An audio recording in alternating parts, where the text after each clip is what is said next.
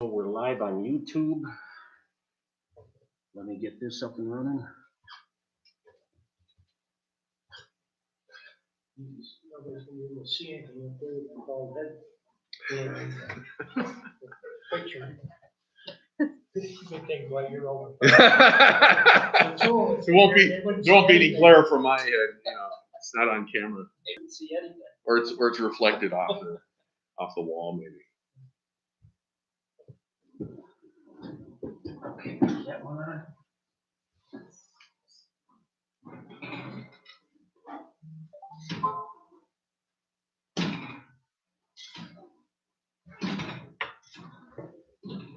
Oops.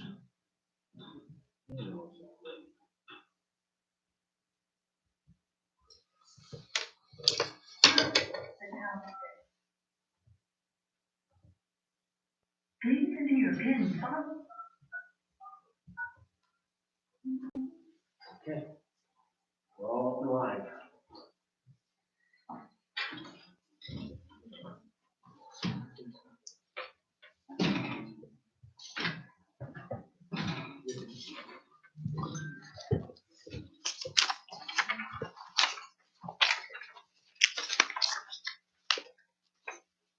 Okay, I'm gonna switch over to,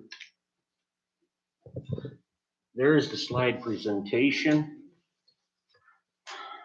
This is Dwight Cognac. I probably never pronounce it right. No, you got it right. All right. Okay, I have up on your screens a slide presentation that Dwight is going. I also, everybody should have between Dwight and I, a hard copy of the slide presentation as well. Mine's in color. What about yours? Mine's not. Ah. I got the low-tech home office.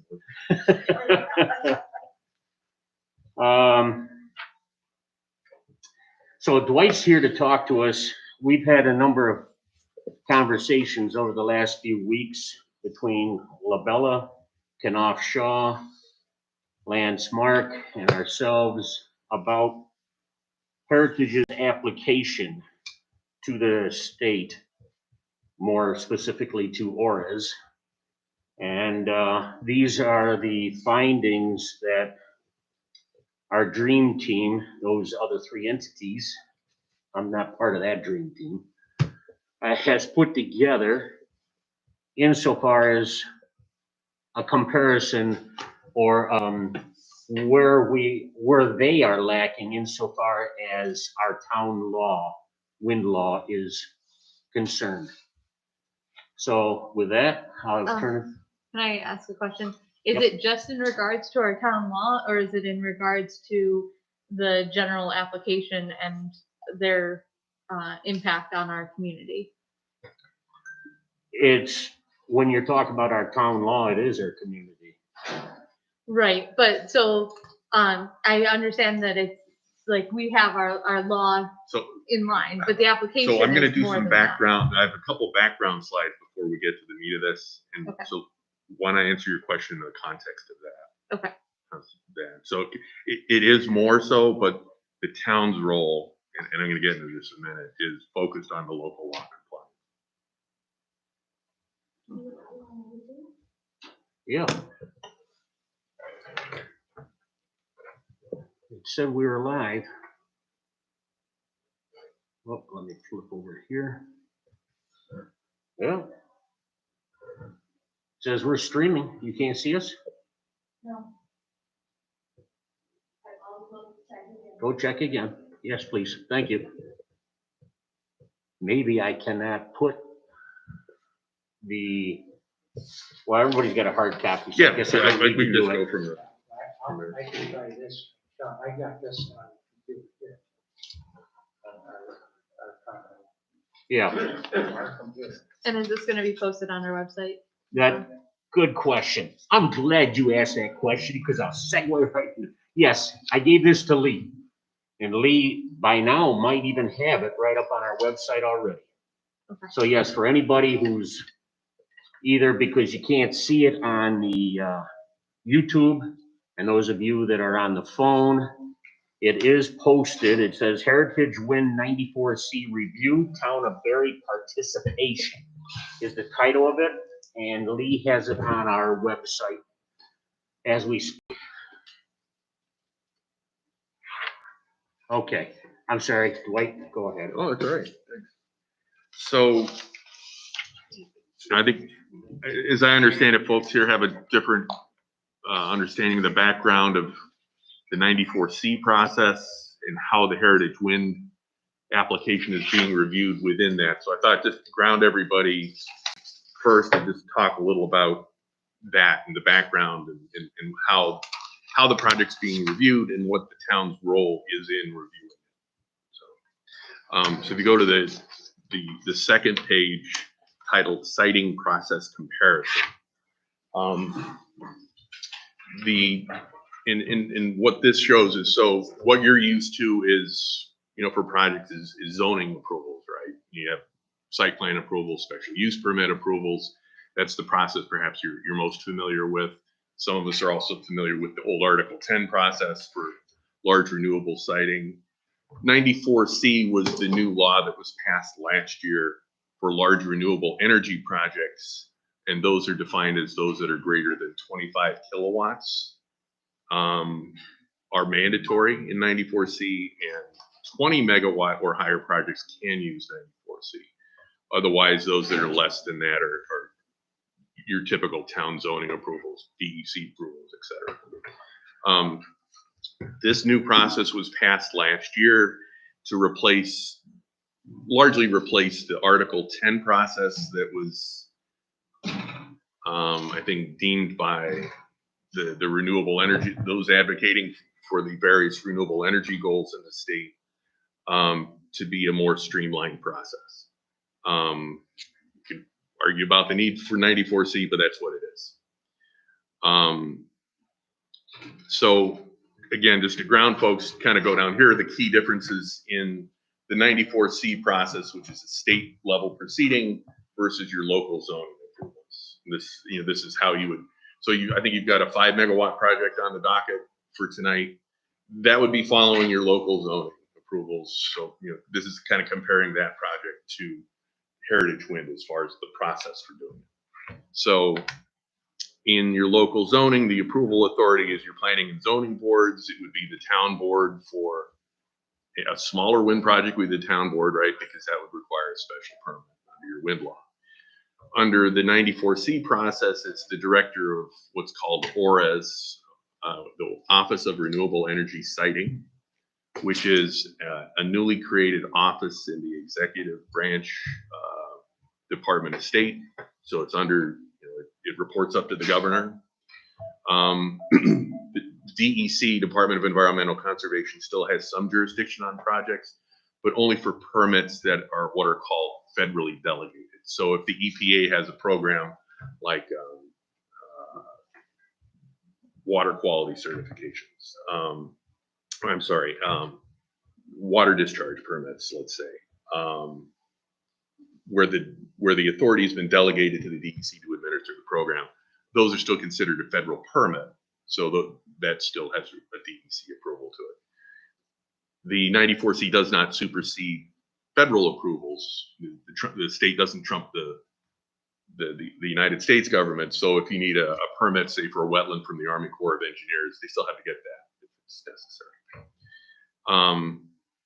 The presiding authority, so who's running the proceeding, let's say. For your solar project, it's your planning board, maybe your town board. Here it's an administrative law judge who works for ORES.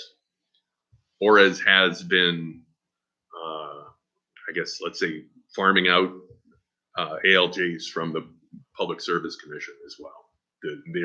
So actually the judge in the 94C proceeding for Heritage Wind is the same one as was for the Article 10 proceeding. She's transferred. There's also a DEC judge too. The application process for local zoning, it would be, whatever's in your wind law or your solar law, A, B, C, D, provide site plans, etc. ORES just put out regulations in March. They enumerated all of the exhibits that are necessary. I think it was 24, 26 or so that are necessary for a project application. There's some very detailed requirements of what what's in those applications. It's similar to Article 10. It deleted some exhibits that weren't typically used from Article 10. The environmental review in your local zoning follows seeker. Probably are familiar with seeker. It's been around for a while now. The ORA's 94C process supersedes seeker. It's intended to be its own environmental review and permitting authority in one. So practically speaking, the ORA's office under 94C is issuing all of the permits for the large projects, except for what are federal permits. And so any local approvals, any other state agencies that would otherwise have jurisdiction over the project are getting a single permit from this central group. In that extent, it's actually quite a bit like Article 10. The hearings, the public hearings that are part of the process, your local process, you would have a public hearing. Technically, it would be called a public statement hearing. Depending on the type of project and DEC is involved, it could be something more elaborate. For ORAs, there will be public statement hearings and comment periods. And the one difference between Article 10 and 94C is Article 10 always had an adjudicatory hearing. There was essentially almost like a court. It's not quite a court proceeding, but it is an administrative agency. But it was like a court proceeding where evidence was taken. There were findings of fact and findings of law. Under 94C, and I'll get into this a little more detail in a minute, there is not necessarily an adjudicatory hearing. Parties have to demonstrate that there's a substantial and substantive issue that needs to have essentially a judge rule on issues of fact. The parties to the development of the scope of the application and the conditions of approval. So in your local proceeding, it would be your approving board, your planning board, your town boards that would set, especially for a special permit, the conditions of approval. So yes, this project's approved, but it has to do A, B, C, and D. For ORAs, for the 94C process, that is ORAs drafting those permit conditions. And they consult with state agencies at first, and we'll get into the process a bit later. It's ORAs and the state agencies that develop the draft permit, and then everybody gets to comment on that.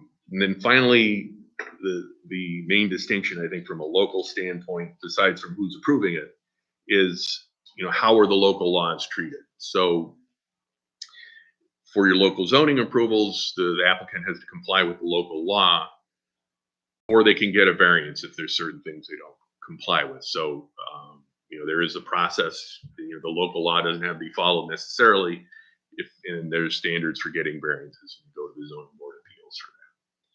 For ORAs, under 94C, the applicant is required to comply with the local law, but they can request certain waivers of the local law, which is kind of like a variance. And ORAs can rule on those and essentially waive the local law requirement. So those are the key differences. And to waive the local law, the ORAs has to find that the local law requirement the term is unreasonably burdensome.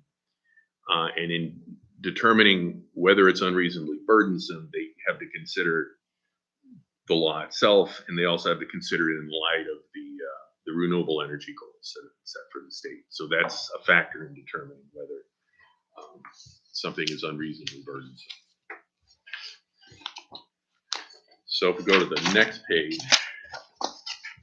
this seemingly endless. Can I Sure. jump in Oh, just yeah, for sure. a I'm second? sorry. So, just for so everyone is on the same page, when it says hearings and public statement hearings, as in plural, there's actually only going to be one, to my understanding, one public hearing. That's all that's scheduled. Which is going to be on May 20th. So it's not that far off.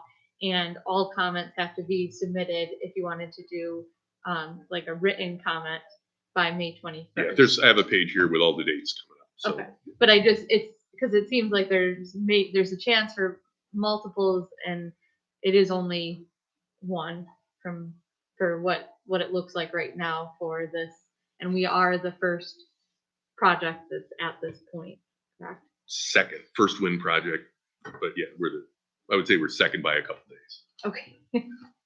More, they're the one in the solar project in Mount Morris is Okay. just the first one in, but not by much.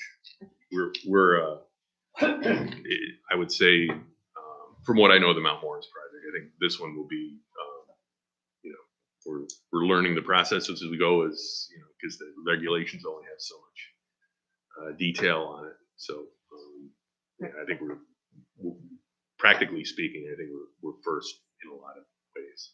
Right. But technically number two. So this flow chart here, which, you know, it's hard to find the beginning and the end of it. But and if it's in color, it's a little better because it highlights where the municipality is particularly active. So if you have a color version that Sean had, it might be better instead of my lower tech black and white version. This is, I would say, a somewhat high level flow chart of the process. I wouldn't claim that it has every detail as to what the steps are, but I try to capture how the steps that are important to the municipalities in the 94C process. And so you have the Orleans solar project that you also have coming up. So, you know, some of the front end stuff you're into right now, or have just slightly passed for that, because if you go to the box called application complete in the upper right hand corner, that kind of triggers a lot of the time frames.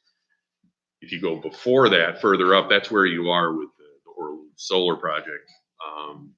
They have filed a notice of intent to file an application. They're finalizing their application. They've consulted with the town, I think, with some pre-application reviews and such. For Heritage Wind, the application was deemed complete under Article 10, and they were essentially grandfathered into the 94C process. So on January 13, they transferred in to 94C. That started the clock on the review of their application under 94C.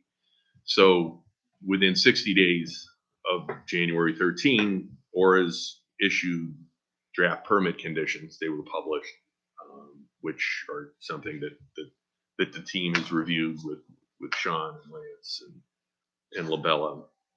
Those draft conditions were published. And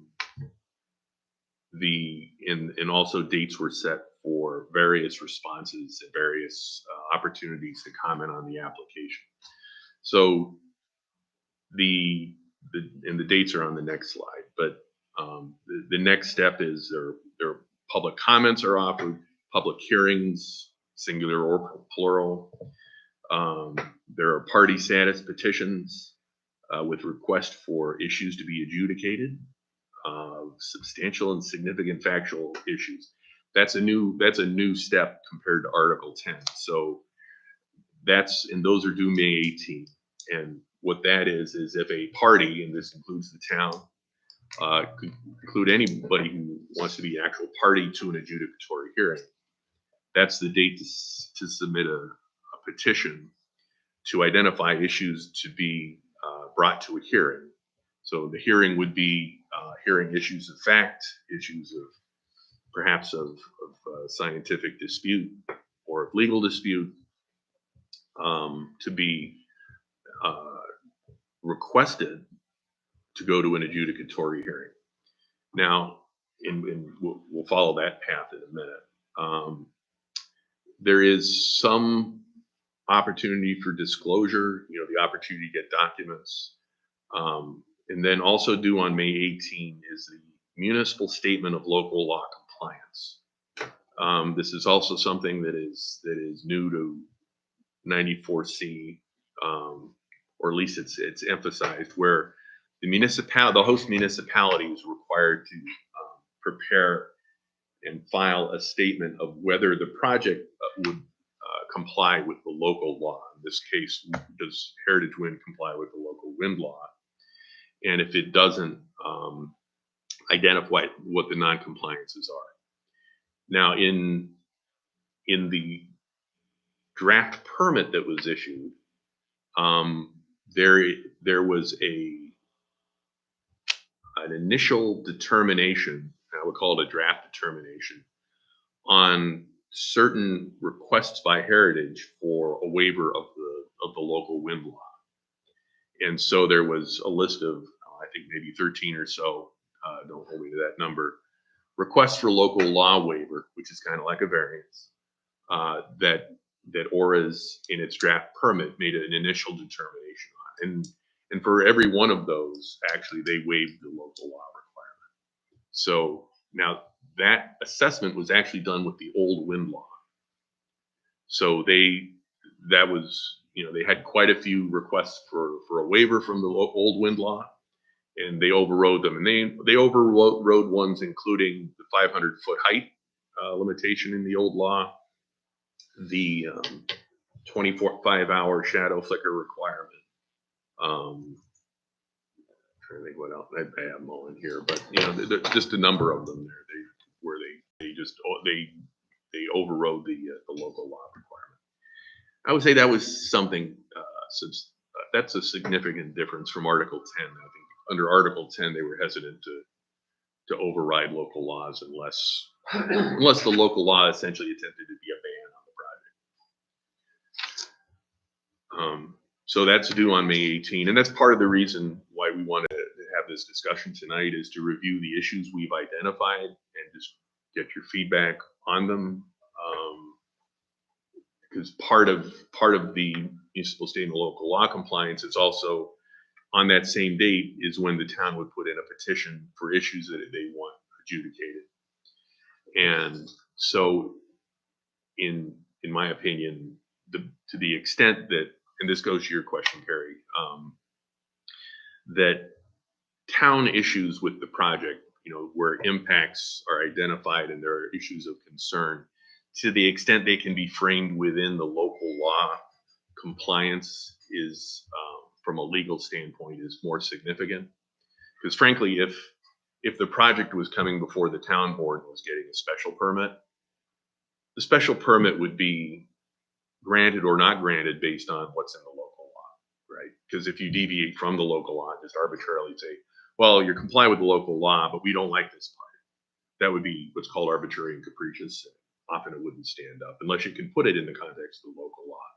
So the issues that I've got here are framed in the context of the local law, but I think to the extent that anything is within the health, safety, and environmental realm, they can be framed, because the wind law is quite comprehensive. They can be framed within the context of that local law, as we've done it here. So after those various filings are made, ORAS and the applicant, Heritage, get 15 days to respond to them. And then the judge gets 30 days to review those petitions, review the local law compliance, review the comments of ORAS and the applicant, and determine what issues, if any, will go to a hearing. So there may be a petition from various parties to the proceeding, and they'll be requesting that certain issues be adjudicated, that they go to a hearing, that a record be made and developed, that evidence be taken. The ALJ will look at those and will determine whether or not those issues rise to the level of what's considered substantive and substantial in the regulations. So they won't just have a hearing over just any issue. It has to be something where, as a result of the issue, there would be a material change to the permit conditions or a material change to the scope of the project as a potential outcome of the hearing. And then it has to be substantive in that the issue that's raised has to raise a question of whether the project will comply with the regulatory requirements or the statutory requirements of the law. So it has to be demonstrated that the issue is something that questions whether the project complies with the regulations of the law and would actually change the permit or change the scope of the project in a material way.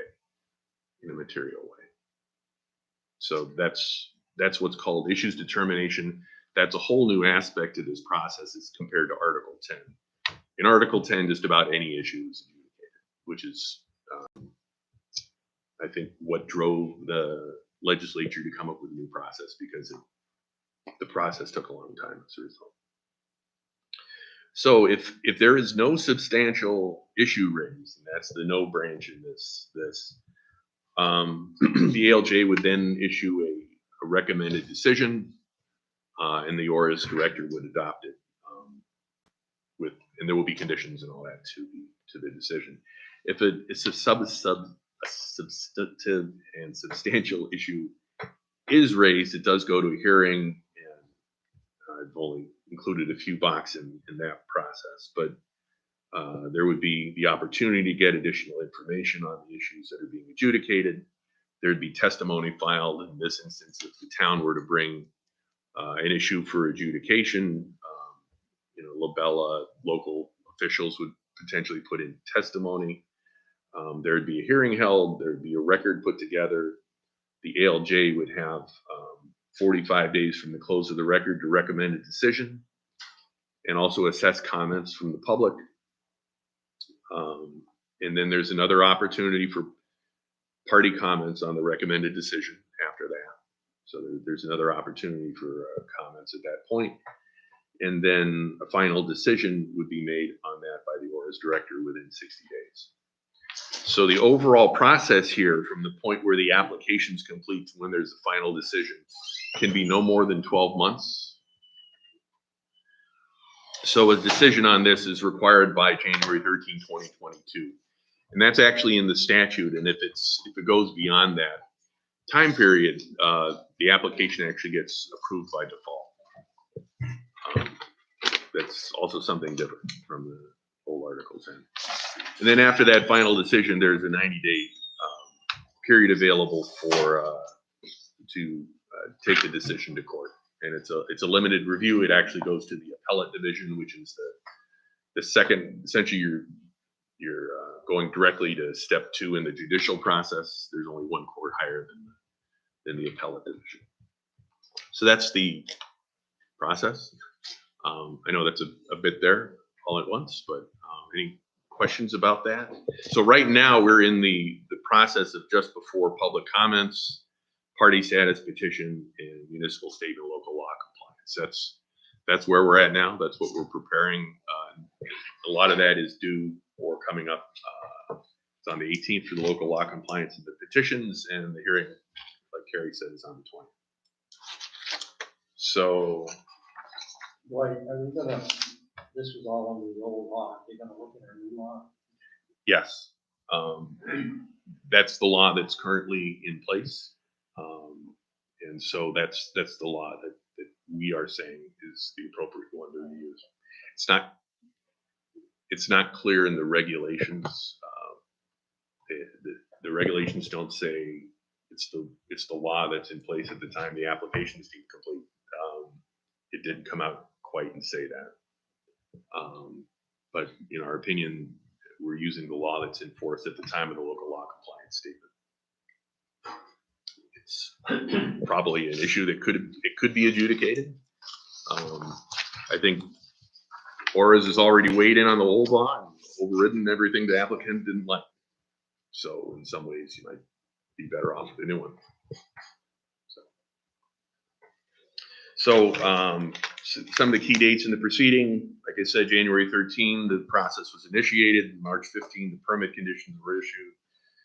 The party status compliance statement and the petitions for party status are due on the 18th of May. For the public statement hearing on the 20th, you actually have to register by the 19th to participate, especially if you want to make a statement. So that's important to folks who want to participate. Make sure you register. And then May 21 is the deadline for written comments. Dwight, you said those that want to, what if you just want to listen in on it? I think I would register regardless. I think You don't have to. you don't have to participate in order to listen. Okay. Well, I mean, you don't have to that's not the right phrase. You don't have to want to make a statement in order to listen and Okay. participate in that. I would recommend registering. Maybe that's how they're tracking who's there. Okay. That's my guess. It's one of those, the free webinars, you click on it, you put in your email and you get, the meeting notice and the link to click in. That way they know who's attending, without otherwise having to take attendance. Okay. June 4 is when the applicant has to respond to the petition for party status, and then July 5 is the date for the judge to make the issues adjudication. And then from July 5 on, it depends on what some of the decisions are, but as to what the rest of the schedule will look like. But like I said, there is required to be a final decision by next January 13. I think there might be an opportunity for an extension of 30 or 60 days in their mutual agreement by the applicant and Flores. So, any questions on that? It's, just kind of ground everyone on the process. Did I answer your question on that you started with about the local law and, can it also address things that aren't in the local law? And I think the answer is yes, it could. From a town strategy standpoint, I think it's better to frame it, if you can at all, in the context of the local law compliance statement, because there's a little more meat there to for the issue you're raising, to say that, well, if this was in front of the town board for approval, this wouldn't comply with our law because of A, B, and C. It's on a much firmer legal footing. So I guess Put it in that that context. brings kind of my question is more of the 94C guidelines and regulations, as far as, so as a town, when we bring forth the statement of local law compliance, whether we determine that it is compliant or it's not compliant, that those would then be adjudicated, would then just be looked at by the director, not by the director, but by the ALJ. How does that process, does that review? I mean, would it be better for us to submit it in both capacities? So the way it would work is there would be a statement of local law compliance, right? And I think I had at least 8 or 10 different issues listed here.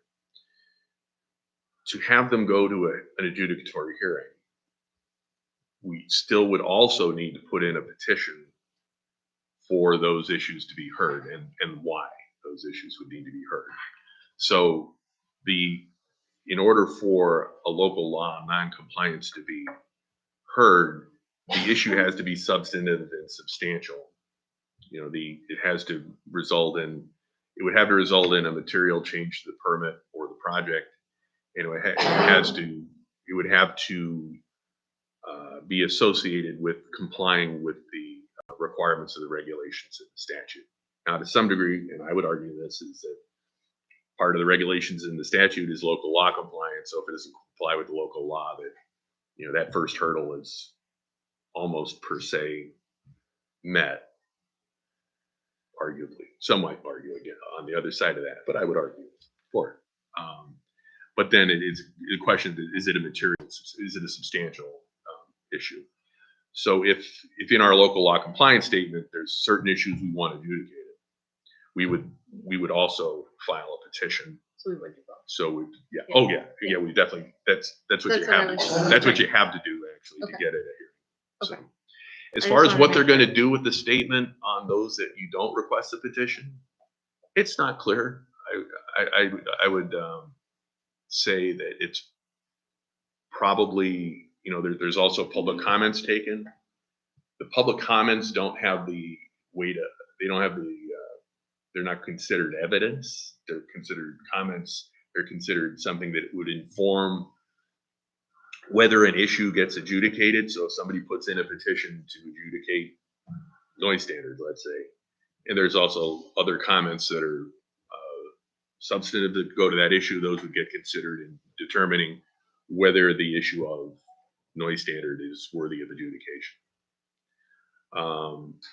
So the local law compliance, those issues that we say, well, it just doesn't rise to a material, substantial, issue.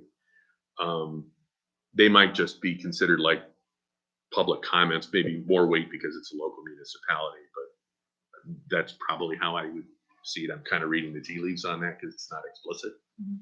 but that's what my read on that would be. Okay. So the next couple pages discuss, so as Labella and Lance and myself, and Sean, and Tom, review the application. I think a lot of the heavy lifting on this was Labella, because a lot of the application is fairly technical, analyzing setbacks. Lance spent. Lance spent a ton several of time on days. it. Yeah, Lance spent a ton of time on it. Between, drafting the initial local law compliance statement, it then being informed by the Labella analysis. These were let's say the headline issues where there was not a strict compliance with the local law. And so I just want to hit each one. And I think as I frame each one, it's stating, here's what the identified non-compliance is. Here's Juarez's current position on certain one of them, on some of them. Thank you. And also, what is in the application or the draft permit with respect to that particular issue. So for some, you may see that, well, it's not complying with the local standard, but the draft permit condition is addressing the requirement in perhaps a slightly different way. And maybe if you look at both, there might not be a substantial difference there. Some of it's in how you frame the issue. So first, the noise standard. The new wind law had a new provision in it for a nighttime noise standard. It was a 9-hour average night standard of 40 decibels for non-participating residences. That being a new requirement, the application does not explicitly address compliance with that issue. So when Heritage put in their application, they put it in looking at the old law. This provision wasn't in that, in the old law. And so they haven't directly addressed the question of what would they project as far as compliance with the 40 decibel nighttime standard. From Labella's review, there's the potential that a fair number of non-participating residences would have potentially a greater than 40 decibel nighttime noise, but less than 45. 45 is the 94C standard that would apply here. The 94C standard is not necessarily a nighttime standard for the way it's framed in the wind law, but it's a 45 decibel standard for non-participating structures for 8 hours.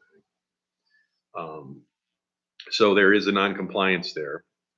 Some of it hasn't been demonstrated to be compliant, and it appears that there's a fair chance, based on the information we have, that there are a number of residences that wouldn't meet the 40 decibel standard, but may meet the 45. And in addition, there was identified in the new Juarez regs, there's actually a noise standard for substations, which is also something new, I think, compared to Article 10. And that's a 40 decibel standard. And there were 2 receptors, which is a non participating residential structure where it was slightly over the 40 decibels. So those are 2 issues that'll be in the non-compliance statement. We think those are the noise standard is probably something we would petition for a hearing on. So. Can I just jump in here to say, so we have about 745 residences in our community, and 102 of them would equal 13.69% of the homes in our community, or residences in our community. would potentially have that. Just kind of for me, it helps put it into perspective a little bit more. And then I have a question. I know you've already said that like this is probably something that we would be petitioning. The post-construction monitoring will be performed to confirm compliance. What would they do if it's not like what I know it's different. So what is the 94C regulations as far as if compliance isn't met after all of this is said and done? Right. So in the 94C regs, there's a pre and post construction compliance assessment required, and the post construction assessment, there's actually two assessments required. One leaf on and one leaf off conditions. The first has to occur within 7 months after commercial operation, and the second has to be within 13 months. If it's non-compliant, there's actually a whole sequence in the regulations in the draft permit of corrective actions and timing for the corrective actions that need to be taken. So within, it actually goes on for at least a page and a half in the regs, where there has to be either retesting, an identification of mitigation measures that can be taken. There's a time frame to implement those. There's then a time frame for retesting after implementation. There's review with the Department of Public Service on all of those. So if in that instance, it would trigger a mitigation compliance path that's post-construction. And I guess that I just, as thinking, considering our residents, our community, I just think that like you're not going to move a substation. You're not going to move a 700-foot industrial. Well, moving them isn't the only. Right, but I mean, even like, but like mitigation wise and mitigation strategies, like instead of retroactively addressing a situation, proactively making sure that it's established in a way that. Well, the proactive means, I mean, so in their application, they have modeled what they predict the noise would be. I mean, that's all you can do is beforehand is model it based on, and there's some rather sophisticated modeling. I'm not an expert in it, but that's what they're required to put in the application. So the application is supposed to demonstrate using the required modeling techniques that it would comply. Right. So that's there's a base assumption that the model is the best guess. Let's say models are models; they're not perfect, obviously, and that's that's how the process is framed out.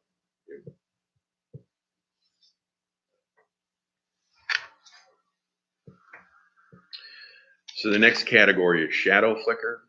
The old wind law had 25 hours of shadow flicker a year. The new one still has that standard. The ORES standard is 30 hours. The 30 hours is also what had been approved with the Article 10 wind projects that had been approved. So the 30 hours is essentially a carryover from the Article 10 project certificate conditions.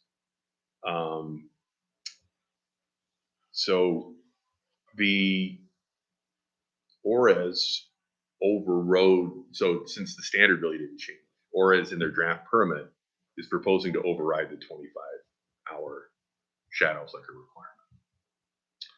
requirement and apply the 30. So so there's a clear non-compliance here. The thing that we would need to show in a petition here, and I think is that a basis, whether it's in health and safety or whatever, for a 25-hour standard versus a 30.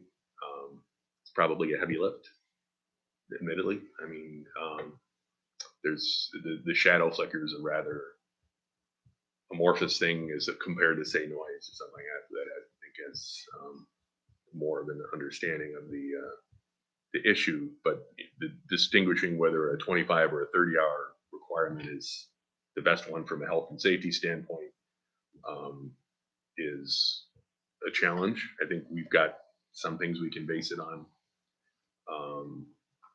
It's probably things that have already been presented under Article 10. So there's a challenge there. The thing that, so with respect to shadow flicker, in the modeling that was done in the application, the project actually does exceed 30 hours in a number of locations, 40 non-participating residential locations. However, the permit as drafted requires them to meet the 30 hours. So even though if it just operated whenever it wanted, no other changes, no screening, no other conditions, there's a theoretical 40 properties that would have more than 30 hours. So they're required to do mitigation measures and apply actual on the ground shadow flicker. Is there actual shadow flicker as opposed to theoretical shadow flicker in a particular instance? So is there already screening present that yes, there's theoretical shadow flicker, but the theoretical model didn't account for this whole line of trees that's already there, that type of thing. So they're required to have an actual limit of 30. And to achieve that, it includes curtailing the wind turbine operation during certain times of the day when shadow flicker can occur. So there is some of that they may need to do in order to comply with the 30 hours. But the draft permit does require them to get down to the 30 and take, do whatever mitigation measures are necessary to do so.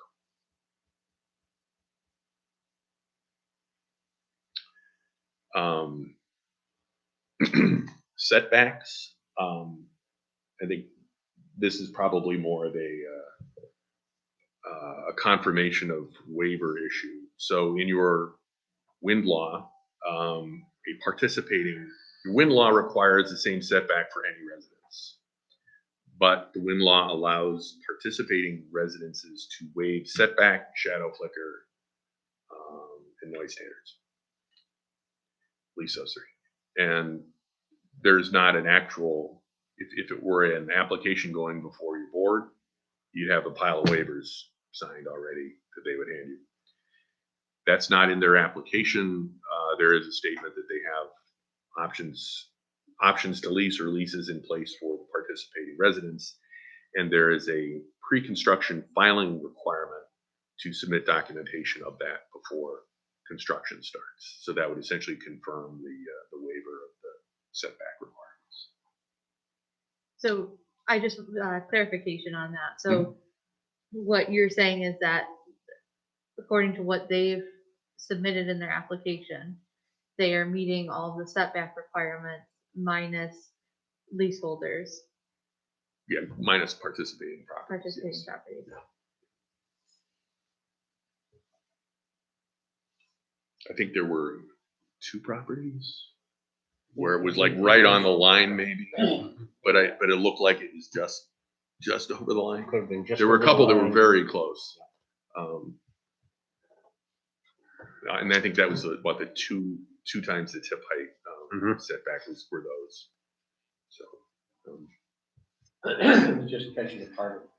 yeah, it was like the property, but not the building itself, I think. Blade glint. There's a requirement in the law to submit a blade glint study.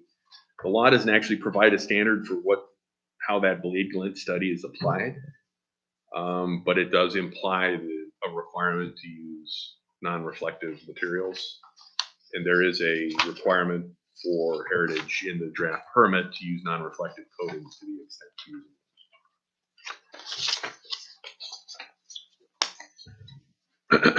Property value assessment. So the wind law requires as part of the application an assessment of the project's impact on adjacent property values. That's not a requirement of the ORAS regulations or of Article 10 for that matter. So that was not included. Arguably, that is would be deemed a procedural requirement and that it's part of the application. However, if the study was used in a substantive manner, that would be my argument that it's a substantive issue. I think in your law, from a general aspect, as far as special permit standards, one of the considerations among many is the potential impact on adjacent properties in the project. So, in that sense, it's a local law compliance issue. There's another hurdle we have with respect to property value, as far as adjudicating that, though, in that issues for local law compliance are actually limited to those related to health and safety in the environment. So I think it's certainly not clear that property value assessment falls into that bucket. There's an argument I think we can make on socioeconomic impacts, and there's actually an exhibit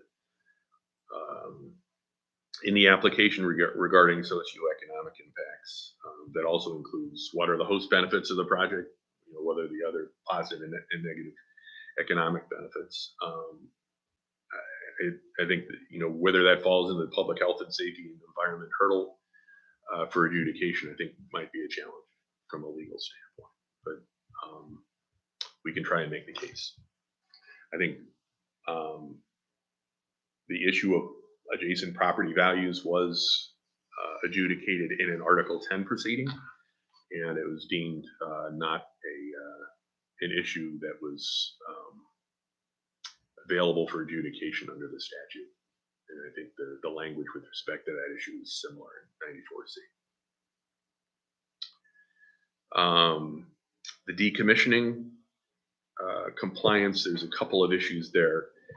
One is, so in your local law, you require that there be like a bond or a letter of credit set up that benefits the town in the event the town is stuck with decommissioning the facility. So it's supposed to have the funds available for it for the town. If Heritage goes bankrupt, you're stuck with inoperable wind turbines, the town has the money to do the decommissioning. Your law does not, in determining how much that fund should be, there's an engineering estimate prepared. There's a 15% contingency added. Your law does not allow the developer to say, well, it's going to cost $1 million to do the decommissioning, but we're going to get $200,000 in scrap value. So we only need an $800,000 bond.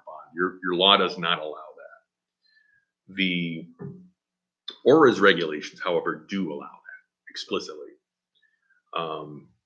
And that's a deviation from the local law. We put comments, if you remember when the regs are out, we put in comments on behalf of the town that we didn't like that part of the regs. They didn't change them.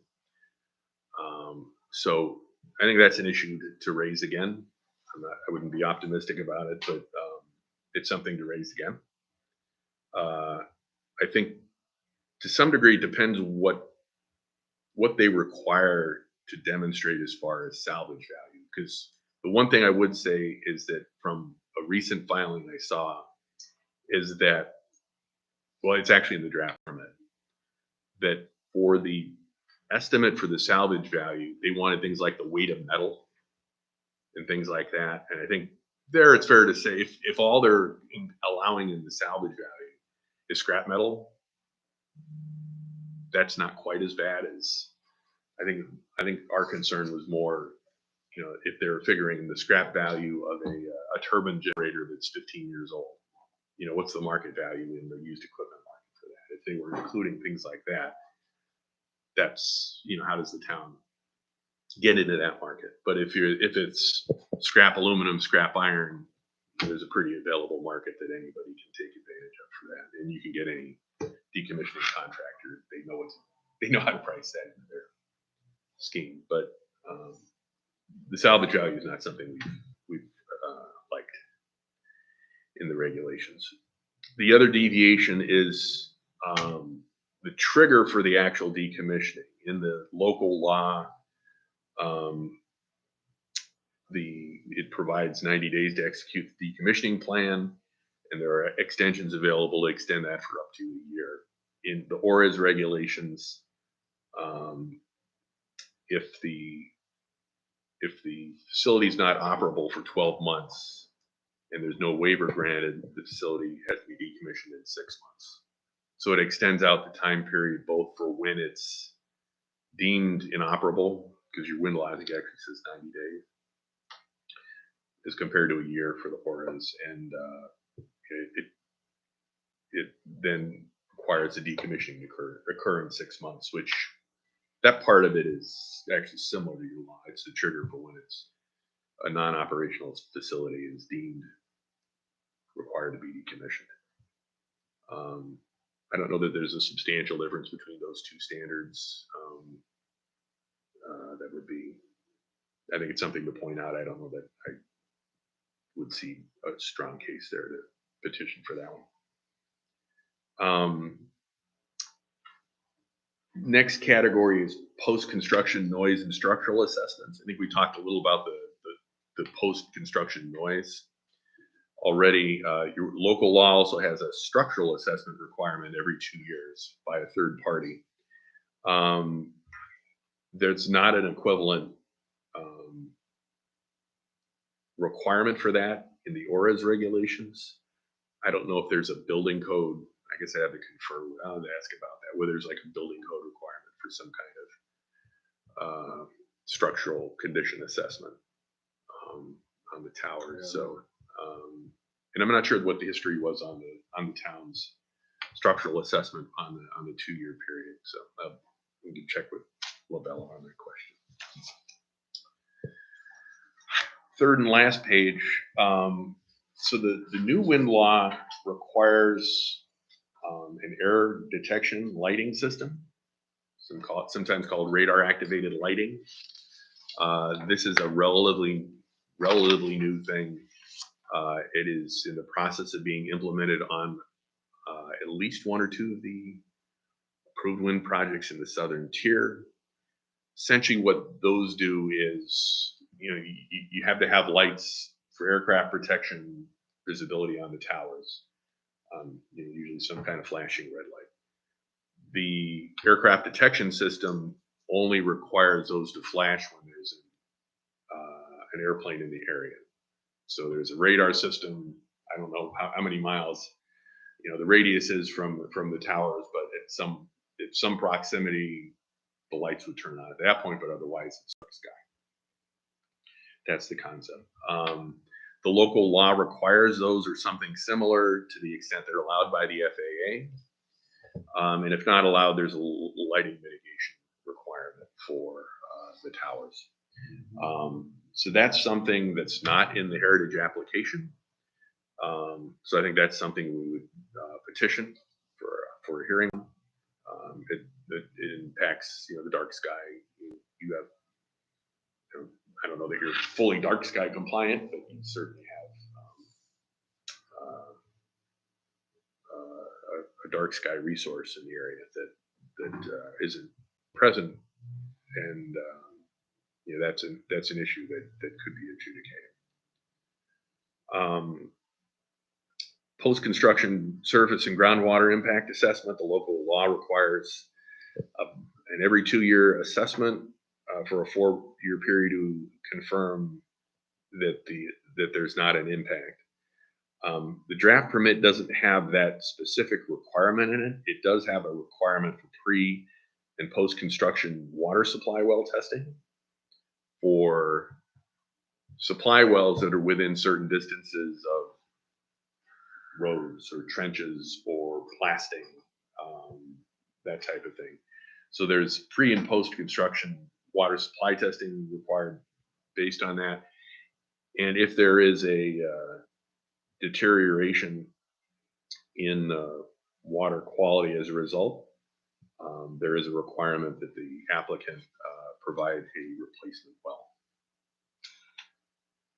And then finally, there's a requirement in the local law for a performance bond in the event of a spill of hazardous substances, petroleum from the facility. If there is a contamination that requires the town to respond to it, to keep it from migrating, and to remediate it. And for whatever reason, Heritage is not around to do so. The local law requires a performance bond for costs associated with that. The draft permit does not have that requirement in it. It does require a spill response and control plan. I think practically speaking, if there were a spill to occur and there was an offsite or onsite environmental impact to that, the EC would have a lot of jurisdiction to force them to pay for cleanup on that. If it was something that occurred after they were no longer present and you're almost in a decommissioning type of situation, then you would have that funding available. That the amount that's there, it would be a question of whether there's not. But that's I'm not sure there's an adjudicable issue on that one, but it's a deviation from the law. So those were the ones that the team identified. Again, from a high level standpoint. Any questions? I do have some questions. So, you were mentioning that the compliance draft is already written, that Lance already wrote that. Lance, I would say did a first cut of that, and then Labella has done a additional review. So I would say Lance did one from a legal standpoint. Labella did a series of memoranda that assessed it from a technical standpoint that I would say adds to what Lance did. And I am preparing the formal compliance statement right now. Okay. We're informing all those. So, I mean, I would say Lance's was an initial local law. Here's what the requirements are. Here are the deviations. He also did an assessment of the waivers that were already issued. So. And because this is due on the 18th of this month, so at what point will we be able? Because I'm assuming that we have as a town board, this is something that we should be voting on and determining whether it's really something that all of us should be reviewing and coming to a consensus on. And so I'm wondering when that will be completed for us to review and discuss and make sure. I mean, because we're talking about not just going through and submitting like, okay, yes, these are the deviations, these are the different components, but then how is the funding going to be used, and where are we going to be submitting petitions and all of that component? How's the Right. funding going? The funding because this is all of this is being done using the funding that was obtained through the intervener, right? I'm correct on that, right? So as we move forward, determining what's going to be the best use of our town's funds in which of these different issues to address, and if maybe there are any others that should be possibly brought to light. I know that this morning when I was preparing for this meeting, one of the things that Sean had sent out was about the internet and the blast zones for the different form of internet that's not Spectrum that we're looking at potentially getting here. I know the county was looking at, do we know what is the county's, where are they on things? I know that the intervener funding was for both us and the county. And I know that the county's biggest issue was the concern with the emergency system that they just implemented. And then, so there's a lot of different components there that I think that, we all really should be involved in, at least so that we can input and give these, potential suggestions or thoughts of things that we want to be looking at. I think I was looking at, this discussion tonight as being, the input to help, so that we can, finalize. If there were other issues that in the local law you saw that we aren't considering, Or are there ones here that, I see with this one, but don't spend any time on it, let's say. So I think that was the intent of this discussion too. So, I mean, Okay, if you want to do more review and bring it to the town board meeting next Wednesday, and then we can take a look at that. This is pretty much it. I mean, this is a skeletal. He's gonna. I mean, it's going to be fleshing it in. much more meat on it, but Yeah. these are the issues. So, So if, you want to take a look at that, anybody, and I think the ones that we have, from a petition standpoint, I think the ones that we have discussed would be the noise standard, the shadow flicker, the radar activated lighting, and setback. perhaps property value assessment, the decommissioning on the salvage value.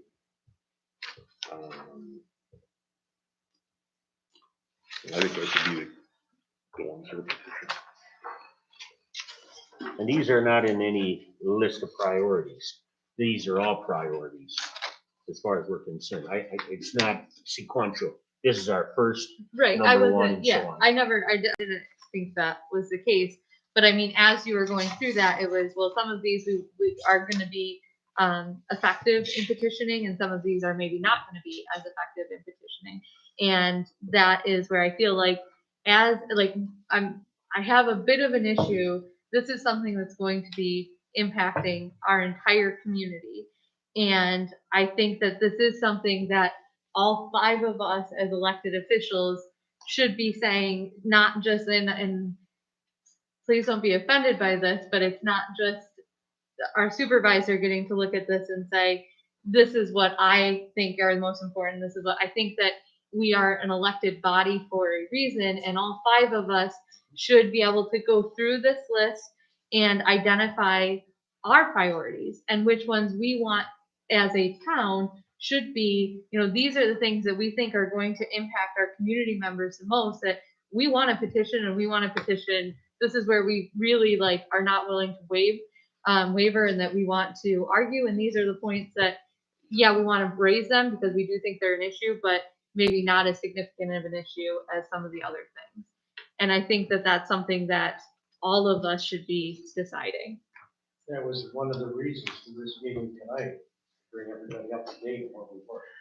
It would have been appreciated if when all of the emails, everything that I've gotten up until I literally walked in, and this is the first that I'm seeing this on the screen, was the first that I had heard of us reviewing this information. And this is after I had requested at previous town board meetings that this information be sent out, so that all of us, or even just forwarded, so that we were aware. You mentioned at the beginning that there's been a lot of conversations, there's been a lot. It would have been nice if they had just been forwarded, so we could just kind of keep track and put in before, here we are 15 days before this information has to be submitted by the town. And I'm just saying it would be nice if we were all included in that. You have the newest copy of the wind law now? Do I have the newest copy of the Yes. memo? Yeah.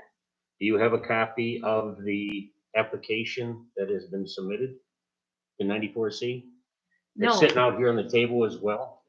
No, what I have is I have tried for hours to get on at home. This is my only connection to the internet.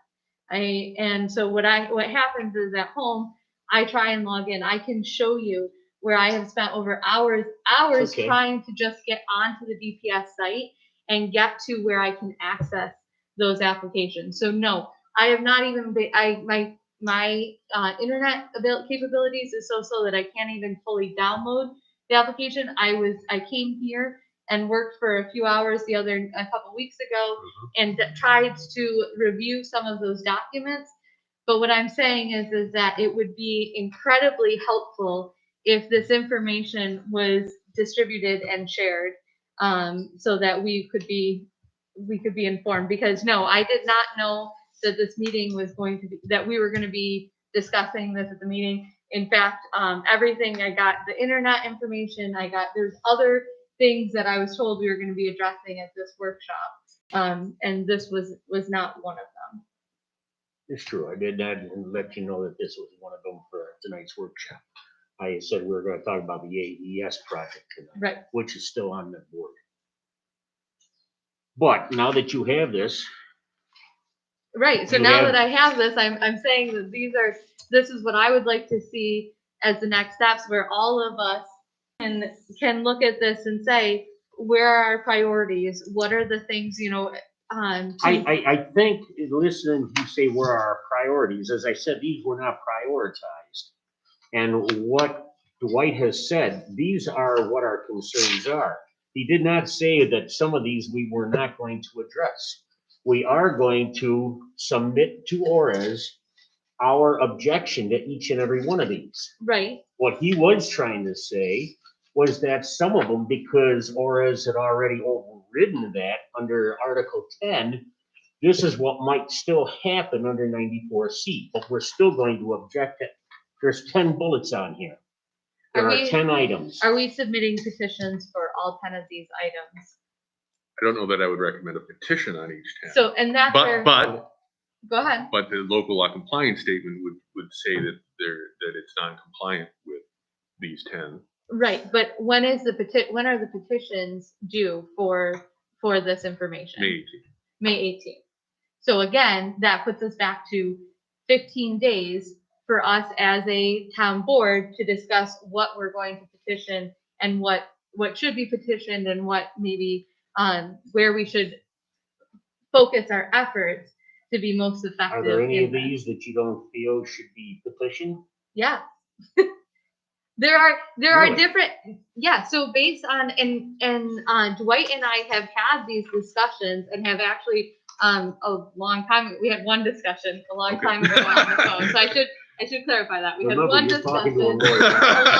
quite a while Sorry, I don't ago recall. via the phone with Kathy Spencer. And we talked about, because this was when we were on the intervener, I believe it was a discussion about intervener requests possibly.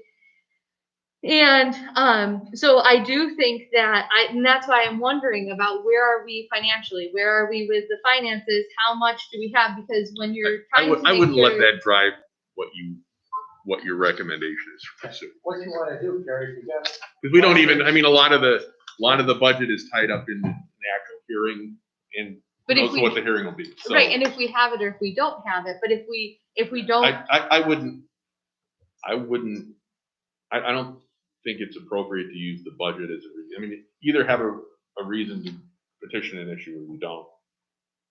You we know, can use that as don't the final use that. thing, but Yeah, anybody don't, that's got a reason, bring them in so we can look at them, or discuss them. And then if we find out financially we can't do all of these, that's another choice. you know, But I wouldn't let that hold. would me would up. I adjudicate a performance bond for spills? No problem. I mean, you know, think there's a couple. right, on there's here things that are not necessarily the wisest. I guess that my thought process is that,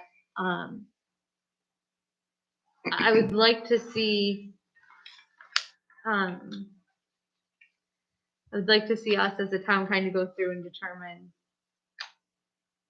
We What? can do that at our board meeting next week.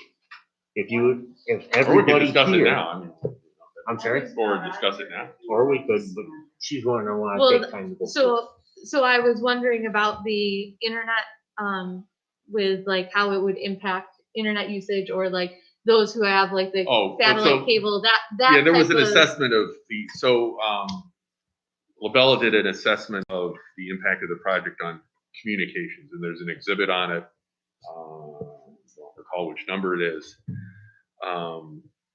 In their review of that, I think the only issue that might occur would be over the air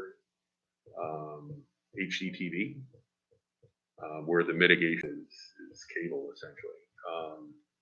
I believe that was the only issue under communications, but LaBella's review of the communications did not identify a serious concern. So The would county mitigation, also ran a test But yeah, for because the of their emergency concern of the communication, new towers yes. for the emergency. Yeah, and actually their consultant After reviewing more detail of the proposal, determined that there would not be a significant impact on the emergency communication system. So the Because mitigation. that was actually one of the key issues for the county, that and roads.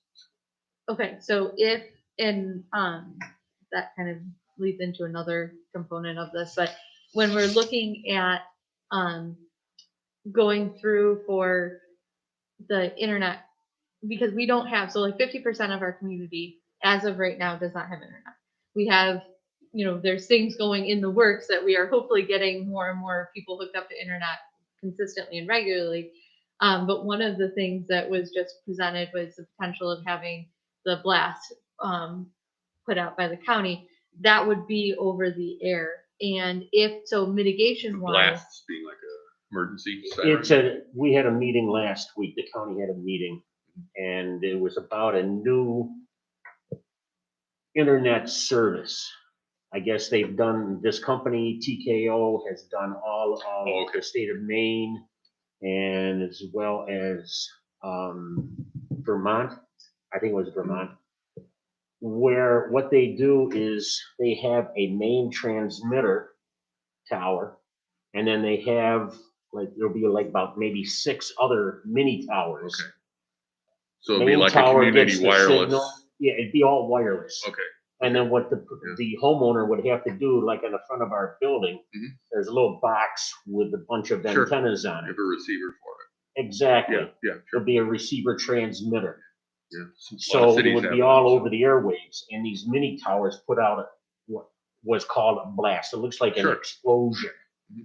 but it would cover our whole county as well as Niagara County is what they're talking about. Okay. It's a possibility of it. Yeah. I don't know if Margaret on the line there? I mean, Margaret?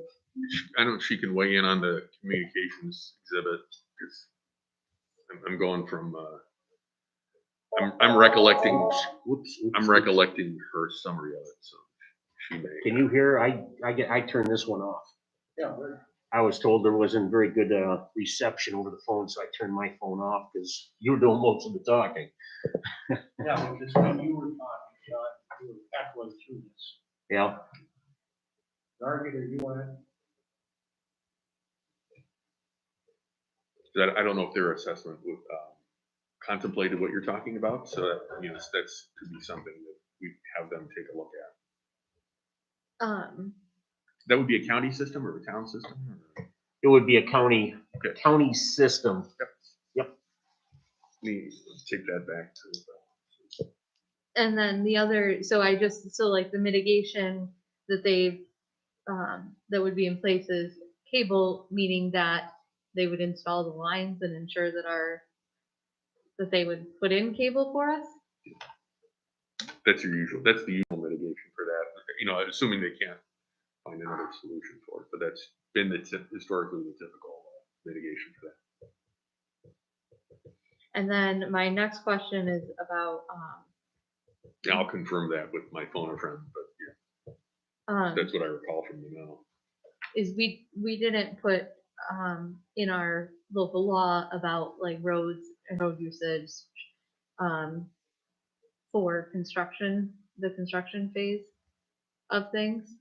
And I believe that's would be part of the host community agreement, but I haven't seen enough. It's part of the host community agreement. It's also part of the pre-construction filings that are required in the draft permit. So in the draft permit, because there's an initial plan that's in the application for road use and road modifications for the project.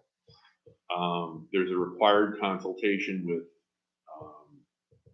local and county and state highway departments pre-construction to finalize the transportation plan for the construction phase.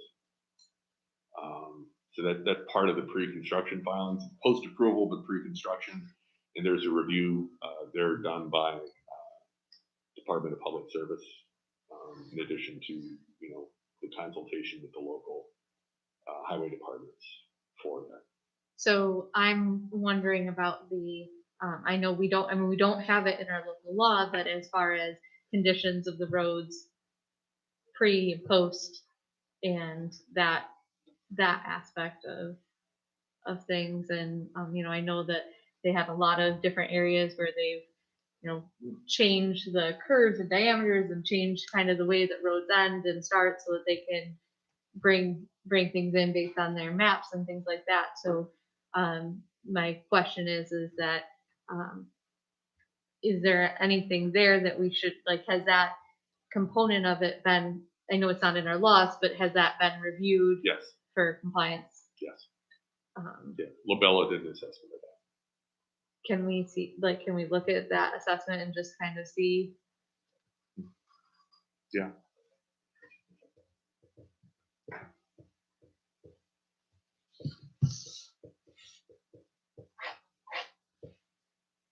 They did one for the county and they did one for the town.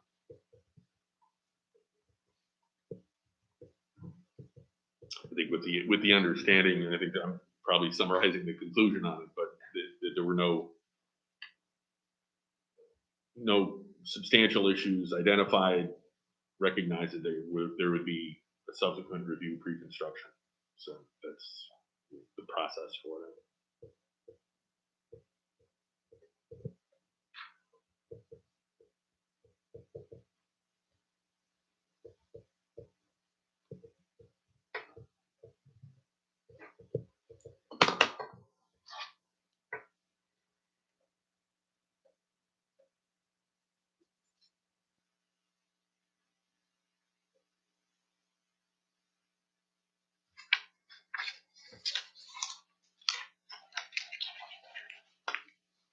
And the meat of the detail on that is in the application of the transportation.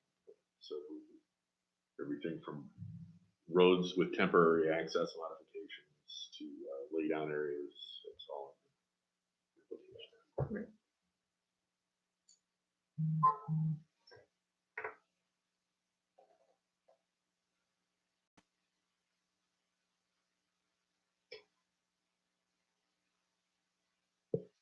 The green light on there. No. Is it? No, it is. You gotta logs back in. I just got a complaint that they can't hear.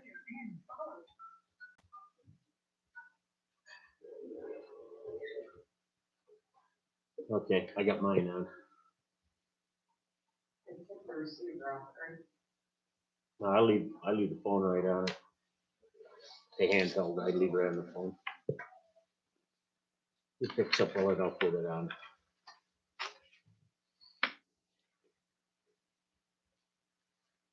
There was no deviations as far as environmental concerns, or as far as the I'm trying to think of what we had in the local law. Other than wetlands, I know that we have the surface groundwater impact assessments, but there was no environmental concerns that were brought up. Not that we're identified within the context of the local law. There's the DEC requirements on everything from wetlands to avian studies and such are quite comprehensive.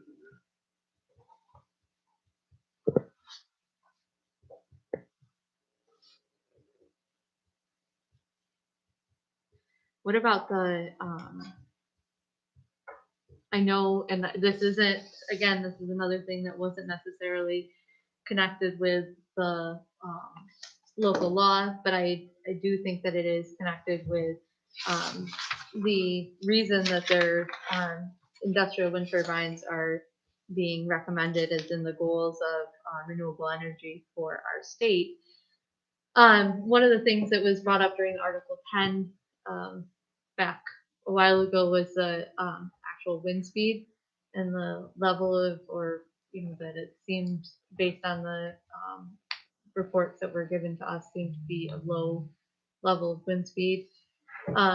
Anything with that, or any? There's nothing in the context of the local law. I think so. To a great extent,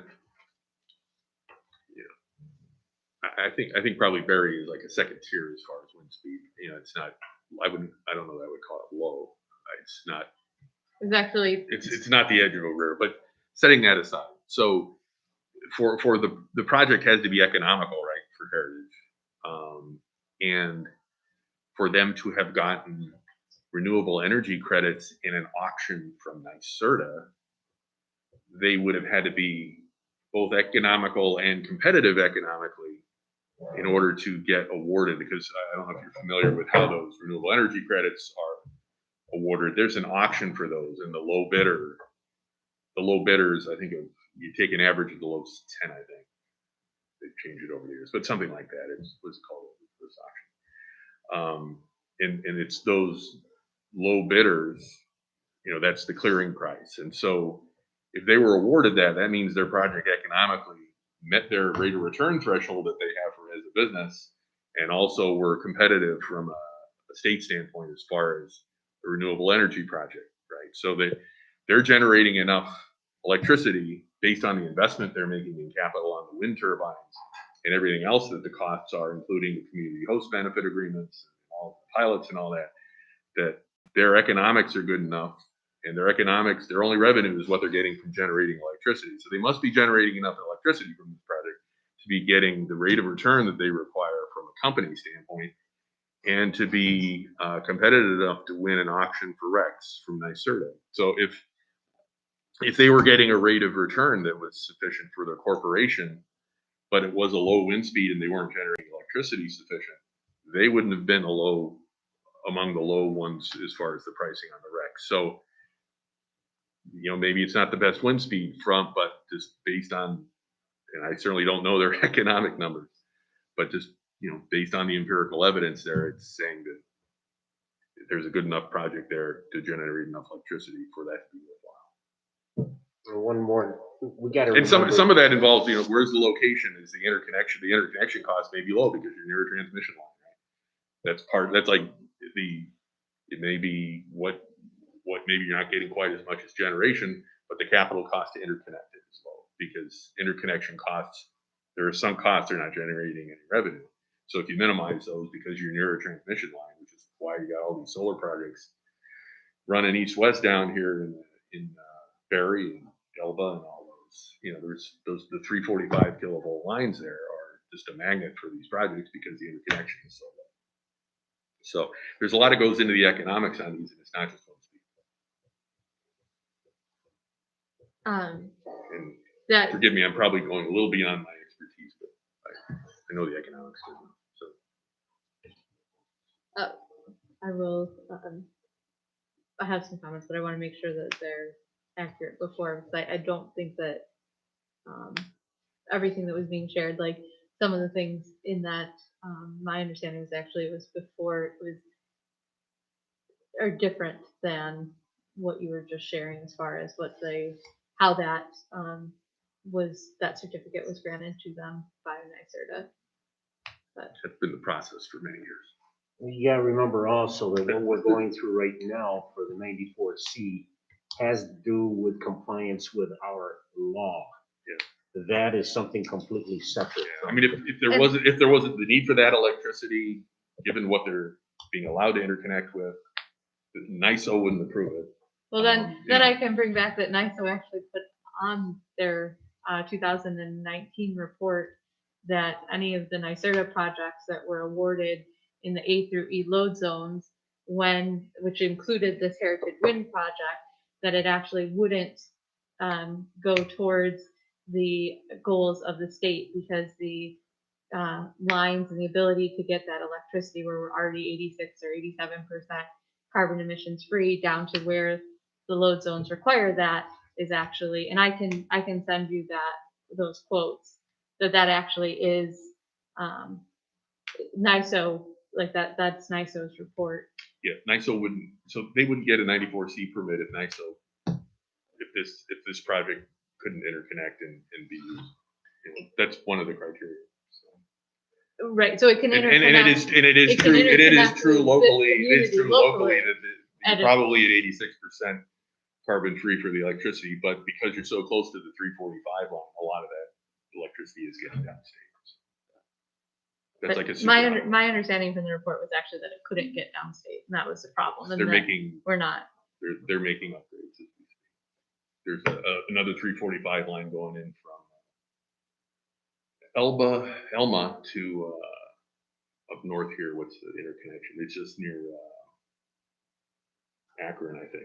They interconnect to 345, and it essentially allows another 20% out of Niagara Falls because of it, so it can get downstate. And that's actually under construction right now. That'll be up and running before Heritage is.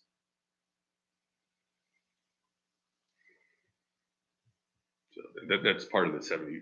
That's part of getting the 70% is upgrading the transmission.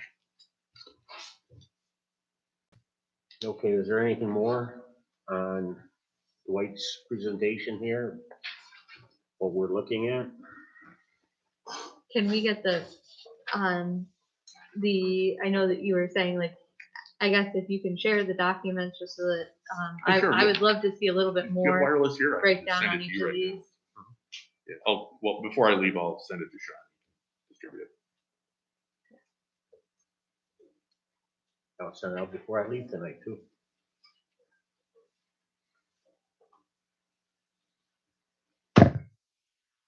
Okay, anything else?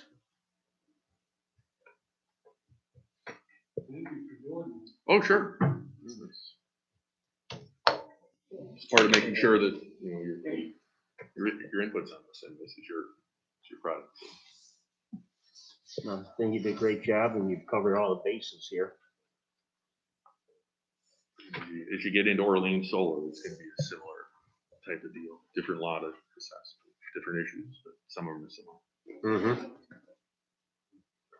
And they're talking about submitting, I think, the end of this month, Okay, are they up to that? now? end of this month, 1st of June at the latest, I think. Is when they're planning on submitting their application. Okay, So, yeah. yeah, so that's going in about the same time as the one in Elba. 'Cause that's gonna be within the next couple weeks, probably. It'll be all going on at once. It'll be busy. Yeah, you go to, our wireless. What's it called again? Berry, I think it just says Berry Wireless. Very hot spot. Berry Hotspot, thank you.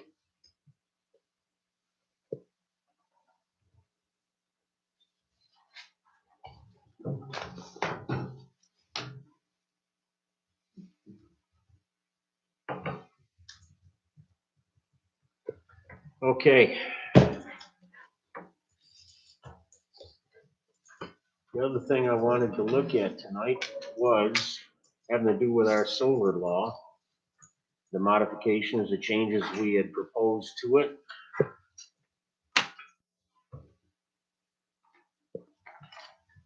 We had our public hearing on it last month. We sent it to the county. I forwarded to you the counties. I scanned them all in and sent them to you, what the county had said. And their very last sentence is kudos to Lee. It says the format of the revisions with old material marked for deletion and new material printed in bold is very helpful to the reader in understanding the nature of the proposed revisions. So they appreciated that very much.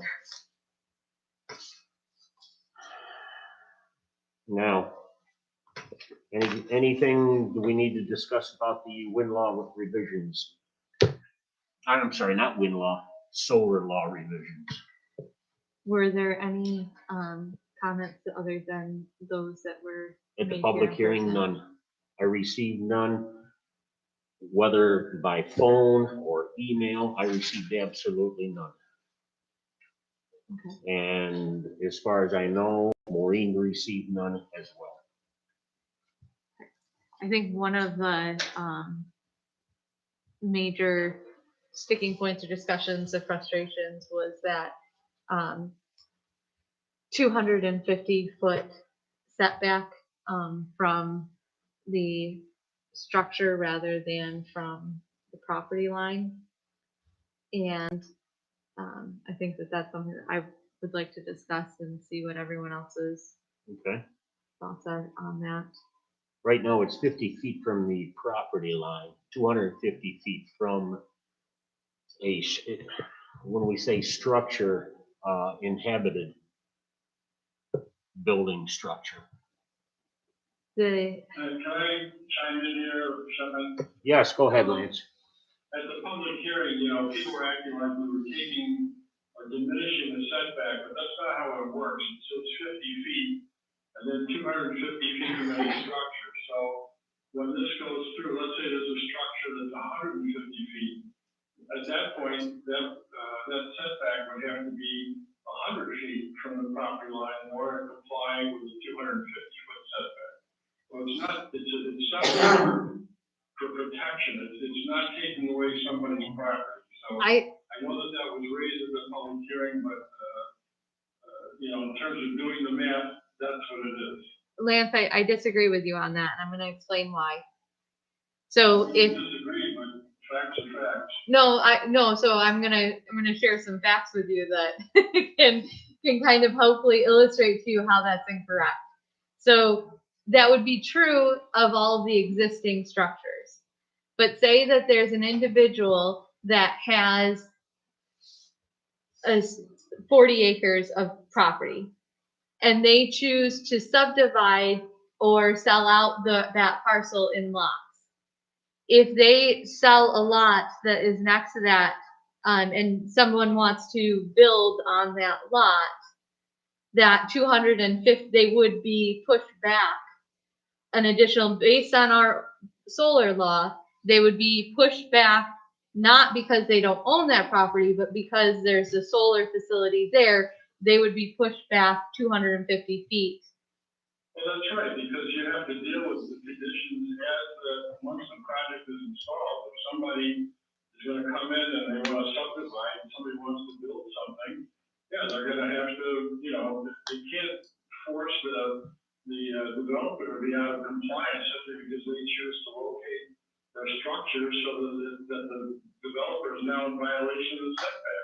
So instead of it, hold on. Buying a piece of property that, they have to do their due diligence and make sure that the property is zoned and suitable for the use for which they intend. So Lance, It's a moving thing, but you can't keep changing things, once the law is in effect, that's what the law says. but it's so instead of protecting the current landowner's ability to use their land as they see fit. So for example, McKenna Rose, my daughter, she very much says, I don't think this will be the case down the road, but she says, Mommy, I am going to have my house right next to your house. I'm going to build right next to your house. And so say, or if I purchase the property, land next to mine with the intent that a future generation would have the ability to build on that property, having the law stated as it is infringes my ability to do that as a landowner. It infringes. There are a lot of restrictions on landowners. This idea that it's my land, I can do whatever the hell I want, I don't know where that comes from. I mean, there's all sorts of land use regulation that goes into effect, and it's not, it's not a free-for-all. But exactly, it's not a free-for-all, and we are here as elected officials to be protecting the rights of the individuals who own property and to be establishing these regulations with everyone in mind, not just the developer but everyone, the landowner who, what I'm saying is that it does impact them. And So your position would be if somebody wants to build a house closer than 250 feet and the project is already up and running, and now they're going to have to go back and remove solar panels in order to achieve that 250-foot distance? no, no, you don't understand. What I'm saying is I'm saying that that's a poorly written law and that we shouldn't, that's exactly why most laws and most setbacks are not from structures, but from property lines. So property lines are that's where you can actually regulate. That's where you can say, okay, this is a set line that can be used to go through and to say like, okay, that's their line. They're You're when talking about property lines, and you start talking about subdividing, now you're creating new property lines, you're creating new structures after the fact. So you're right, I don't understand your argument. because if Frankly, it Lance, doesn't make sense. Lance, if someone has a property, okay, even if say they're not going to subdivide, a property line is what most setbacks are established from. And if you are establishing property line, or you have an established property line, really all of our setbacks should be based on that property line to protect that resident's investment, whatever they're going to do with that land. What about, you're talking the major ones, what about some of the smaller ones, like the Baird project down here? If you went by that Baird project may as well pack up and leave town. Because from the property line, that wouldn't exist.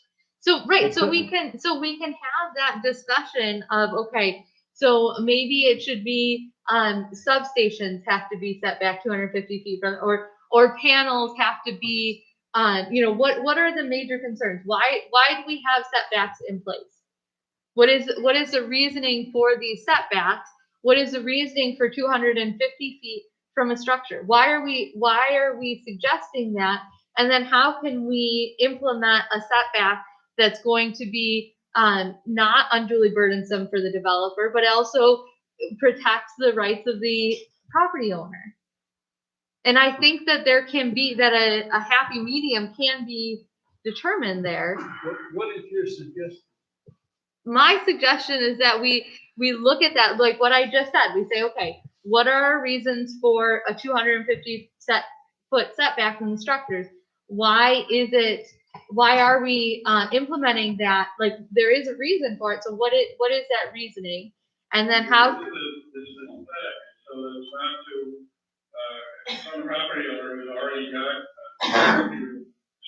that he doesn't look out his window and sees the solar array of solar panels right outside his back window. That's what it's for. Okay. And you do what you're saying, that everything should be from a property line. If you're gonna go 50 feet, would you go 50 feet from both a participating and non-participating parcel? It already is 50. I thought the setback, the property line that we have established already is 50 feet from participating or non-participating, unless it's like that was the whole thing, unless it's a. 50 feet from the property line of a participating property.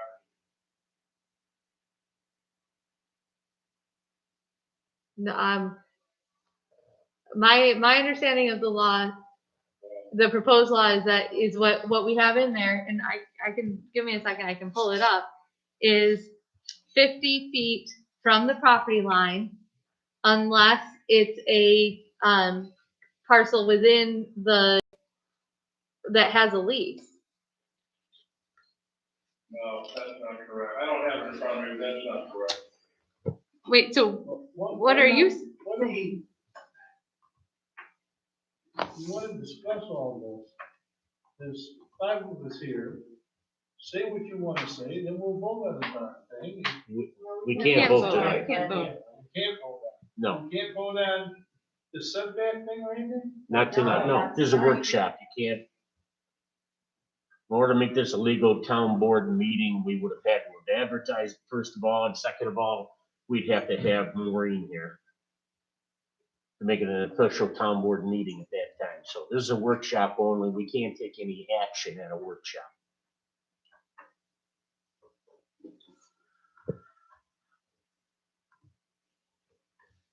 Discussion, yes.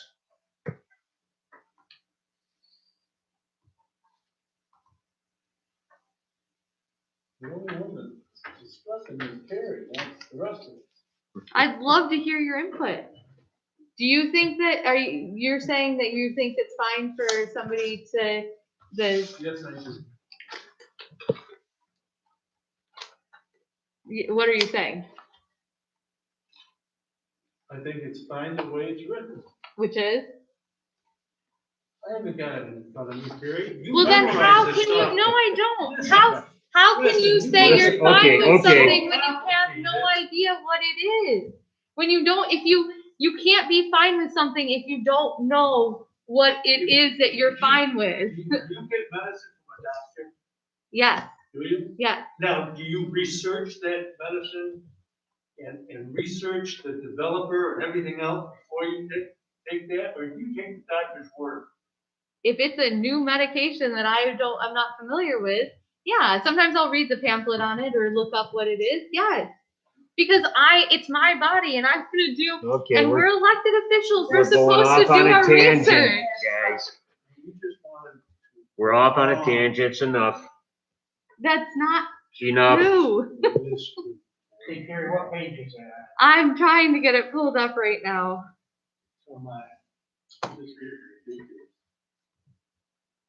My general feeling on it, and this is just me speaking right now, is that the 250 feet from a structure is fine. If someone were to decide to subdivide their property, the person who is purchasing that, and that's between the structure, the existing structure and the solar farm, they should know about it. They should know what the regs are. And if their realtor is doing their due diligence, then they should be aware of it and they can decide whether they want to buy it and build on it or just use it for hunting on. So, But what if we're talking about so say my neighbor decides, so I know that I would like to build another residence on my property. Okay, so say I know that now, okay, that I would like to do that on my property. And there's going to be a solar facility on the next adjacent parcel. And even if I'm not subdividing, I know that I want to build another you do have resident. to subdivide. I have to subdivide. But I am still the same owner. I'm not selling it to anyone. I'm subdividing it and I'm building a second structure on my property. And in order to do that, you're saying that I would have to move my idea back 250 feet if this goes through if this project goes through first, rather than me being able to say, hey, this is like, I have this measured out and this is the parcel size that I want to subdivide. This is the property that I want to put on here. And now I'm not going to be able to do that because there's a solar project that's coming in. This is Lance. Yeah, well, I would think that certainly, there could be an area variance that would be granted in a situation like that. I don't see any reason why it wouldn't be. And secondly, this is the very same argument that was raised with regard to the wind turbines and their setbacks. So it's the same kind of, analysis, but if there's somebody who is intent on subdividing their property and had to build a structure that was closer than 250 feet, and they have good reasoning for it, I can't imagine, why the zoning board, wouldn't issue an appropriate variance for that. Okay, so Page 7. yeah, page 7H, it says setbacks, any USSES shall adhere to the following setbacks measured to any solar dedicated structure. A, from any property lot line, a minimum of 50 feet from any property line, which is what I was saying. It doesn't decipher here in that property lot line, the setback, except for F, which I was referencing, which was we added where there are 2 or more contiguous parcels that both have a lease agreement. Why don't you read it all out? From any property lot lines, a minimum of 50 feet from any property line. B, from buildings or structures not on the lot proposed for the solar energy system, a minimum of 250 feet, a minimum of 250 feet from any dwelling. Then from building or structures on the lot proposed for the solar system, a minimum of 100 feet from any building, structure, or dwelling. From public roads, a minimum of 120 feet from any public road measured from the center of the road. And then from schools, parks, and public parks, a minimum of 500 feet from all property lot lines bordering a school or public park. and that was added to it, right? Right, which do you want me to read that one again too? So, the thing of it is, you're looking at doing away with D then, basically. Changing the 250 foot back to 50. No, I think that there should be a compromise. So I would suggest instead of it being 50 feet from the property line, doing like 100 feet from the property line, which would then hopefully, or like looking at like, okay, what's the closest, according to our ordinance, what's the closest that a residence can be to a property line? Is it 50 feet? 50. I feel like it is. That's okay. That's what I thought. I just wanted to make sure. So it's 50 feet.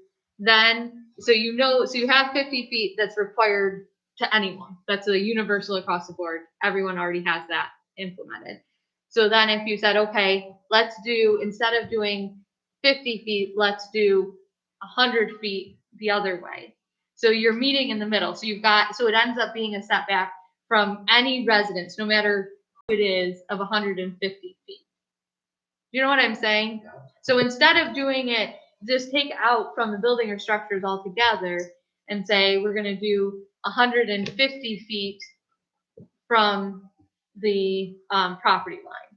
So that way you're kind of hitting both areas. Now, where I'm not informed and I don't know and I have not done the research is the safety components.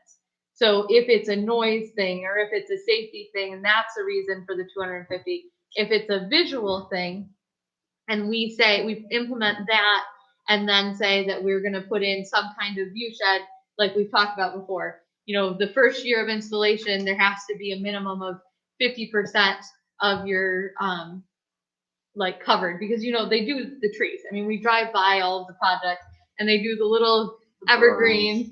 And it takes how long before, you can see the whole project as you drive by, how long before those evergreens are up and actually, providing a view shed or like protecting that view shed, I guess.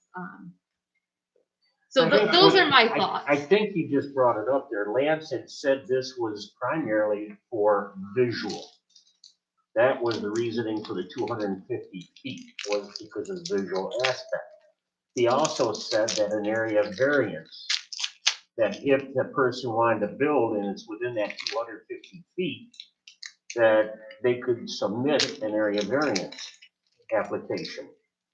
And then the town could act on it that way too, if they have no problem with it. And as you said, they do, and it is in our law that they must put up, berms / trees, and to help cut off the site of that as well. So I don't see where the problem is then. I just think that it's not effectively written. Well, you could theoretically, it's 250 foot from the dwelling, right? Right. But my dwelling is Well- 50 foot from my property. So now you gotta go 250 foot from that. So you're going over 200, and you're saying change it to 100, you're gaining 100, what is it there? Right. So I'm saying that's a compromise. That's what I'm saying, is that I'm not saying it has to be, I'm going to push it up 250 feet from the dwelling. Because I'm saying that we need to change our wording to protect the current landowner's property. And so if we change our wording so that, and maybe not make it 250 feet, because we know that your residence, the closest a structure could be to that property line is 50 feet, right? And then you're going 50 feet the other way, so you got 100 feet there, and then you go 100 feet, or whatever, and then it's a compromise. So it's saying, okay, if you want to be, if you want your house to be right next to this solar array, and you know that it's going to be there, then that's your choice. But if you have the capability and you can move it a farther away or whatever, it's just protecting and establishing a setback that can be enforced and that can be looked at as, okay, this is in the best interest of both the resident and the developer, that there's that happy medium there. I just received a text message from a planning board member who states that the planning board went over the setback issue in great length. And remember, the planning board went through Yeah. all this and then made their recommendations to us. What we, meaning the planning board, didn't want was a lot of wasted land around the solar project. That was one of the arguments I'm sure that they had. Wasted. Yeah, because what's happening, I guess, I'm trying to figure out what Terry's getting at, but if you went 50 feet one way and 50 feet the other way, really what you're saying is it's a 100-foot setback from the property line, instead of a 50 setback from the property line. And that's not consistent with what the planning board was saying, because you eliminate 50 feet all around on each side of this thing, and you significantly reduce the size of the project, and it becomes unattractive. So again, rather than looking at this in regards to our residents, we're looking at this from a business standpoint from, well, what's going to be most economical for this company who's coming in to do, instead of what's going to protect the health, safety, and welfare of the residents who are already Well, it shouldn't. residing there. 250-foot requirement, which is more protection than what you're advancing in your argument.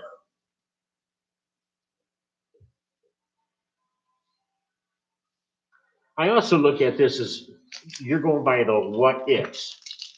And that might be one or two possibilities over the duration of the solar project. What ifs? And as was pointed out before, with a variance use permit, then that could be taken care of. And I'm sure that the planning board / zoning board would all consider that as that they could possibly build within that, on that property, within the 250 foot. Like I said, you're saying the what ifs. It's not the whole town. It's in a specific area of a town. And I'm not meaning just the one project there or this project up here. No, what I'm saying is that this is our local law. Yeah. This is 100% of our town, and this is entirely what ifs. Okay. There is, like, I'm not looking at any particular project. We're talking about our local law. Yes. We're looking at, and we do not in here at any point say that it is limited in any capacity to any portion of our community, and therefore it is our entire town that we're looking at, and it is it's everyone. So you're also talking about this with even the individual freestanding ones that they have in their yards then? No, because this setback is specifically for the USSES utility scale, whereas there's another section in our solar law Yes, that there is. addresses the residential ones.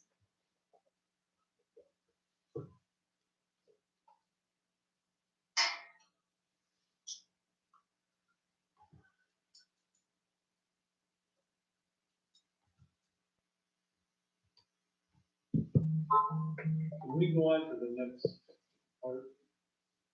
Well, we got to address this definitely come our board meeting next week. We got to take a look at that. You also, like I said, you all received this. I sent that out to you, and the county planning board approved everything. They found no problems with it whatsoever. So we got, everything has been approved by them. Did you listen to that, Terry? Did I listen to the county planning board meeting? I was not able to. No. Well, they also, the individuals made comments on it. Our decommissioning, they thought was very good at it with 125%. Right. And, so it had some positive comments in their area. I want to clarify because I feel like you guys think that I'm just trying to. My objective in this is that I feel like anytime that we have the opportunity or we're looking at our laws, that we should do a thorough review so that we don't have to do this again and again and again and again. and that we talk things out and that we just make sure that we do our due diligence. I'm not saying, I think that there's a lot of components of this law that are good. I'm not saying that I have a ton of things that I would like to change. But I do want to bring up, like, the individuals that came to the public hearing and expressed their concerns and expressed their frustrations. I don't think that that should just be ignored.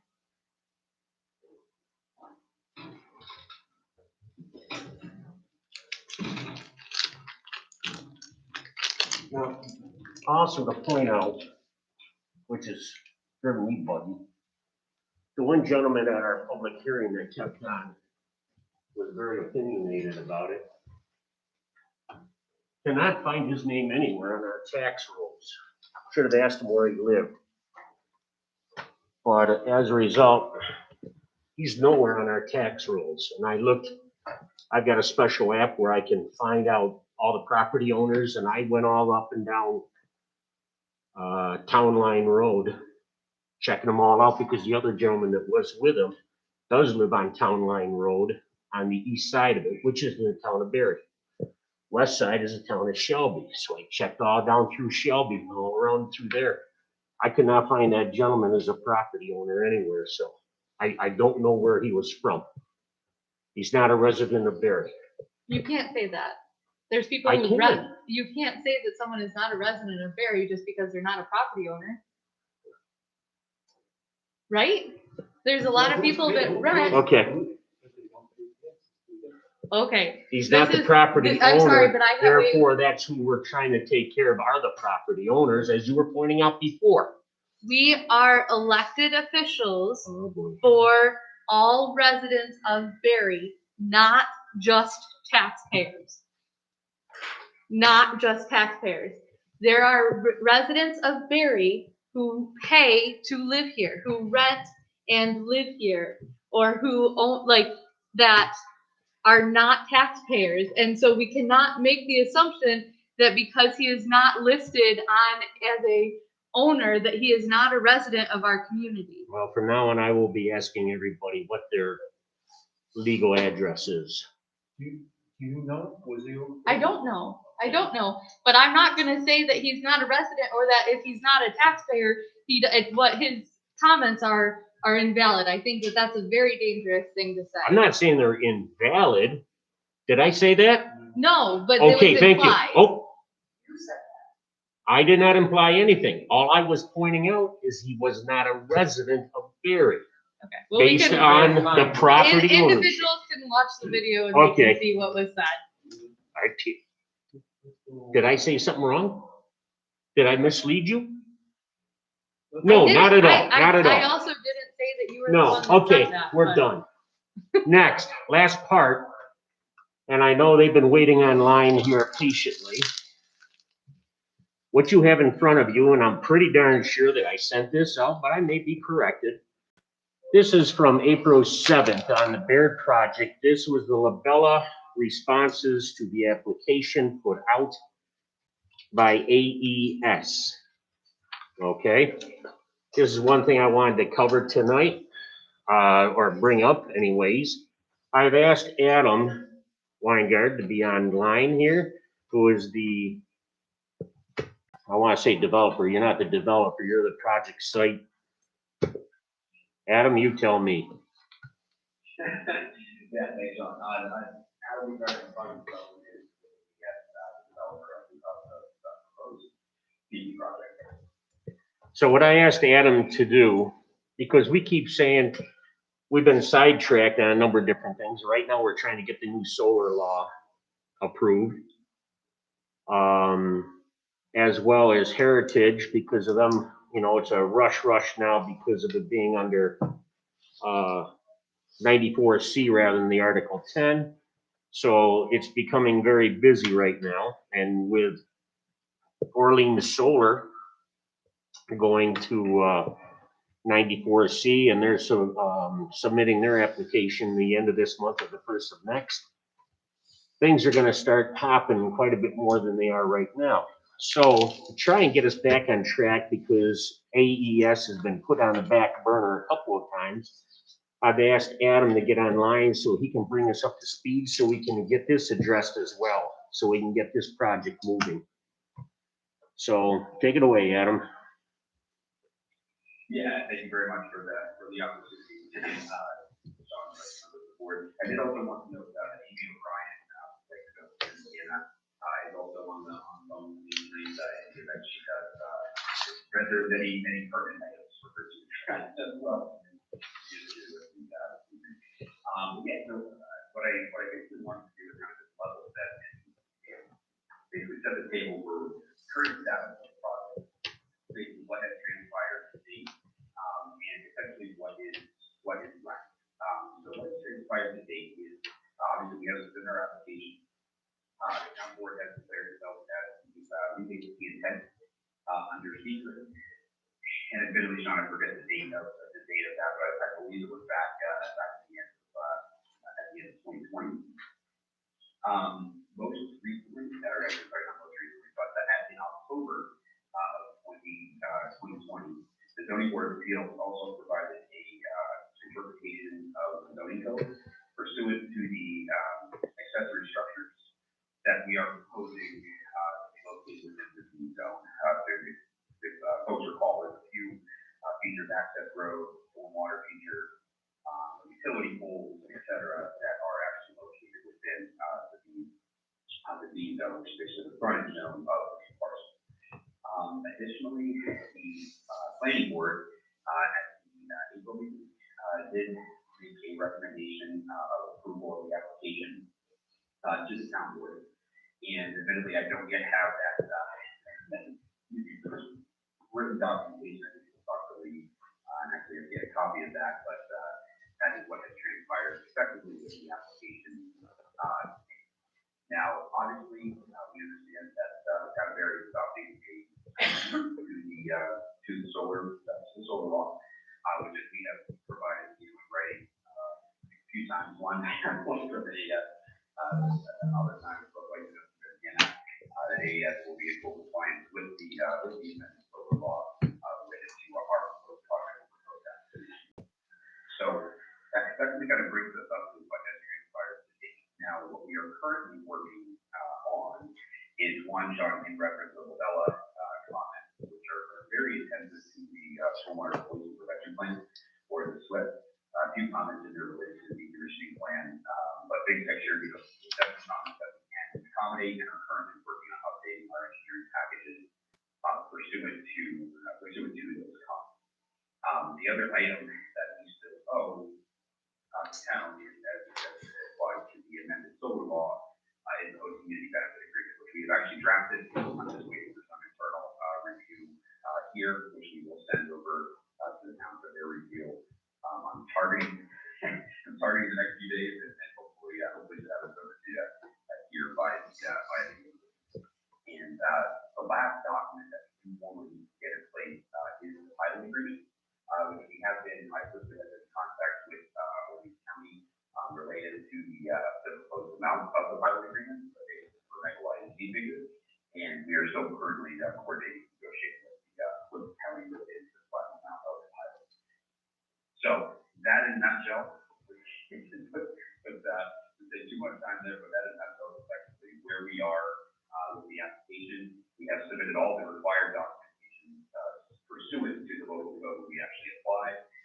So things like landscaping plan, decommissioning, engineering drawings, applications, that sort of thing.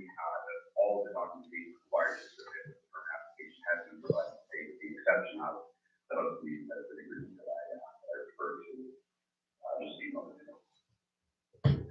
Okay.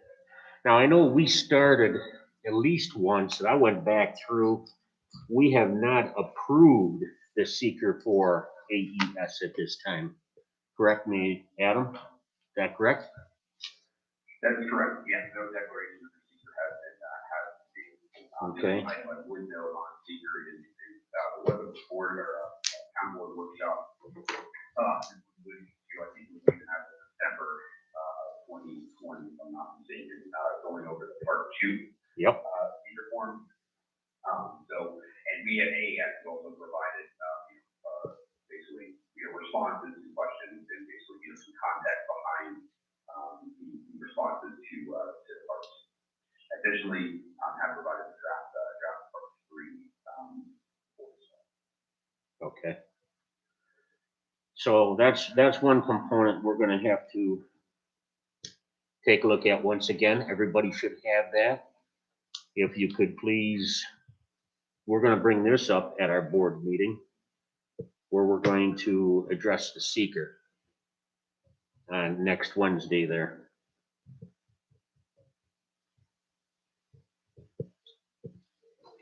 Adam said he'll get the HCA coming to us. Adam, the other part you're gonna get to us, you said, are your responses to Labella's April 7th memo, correct?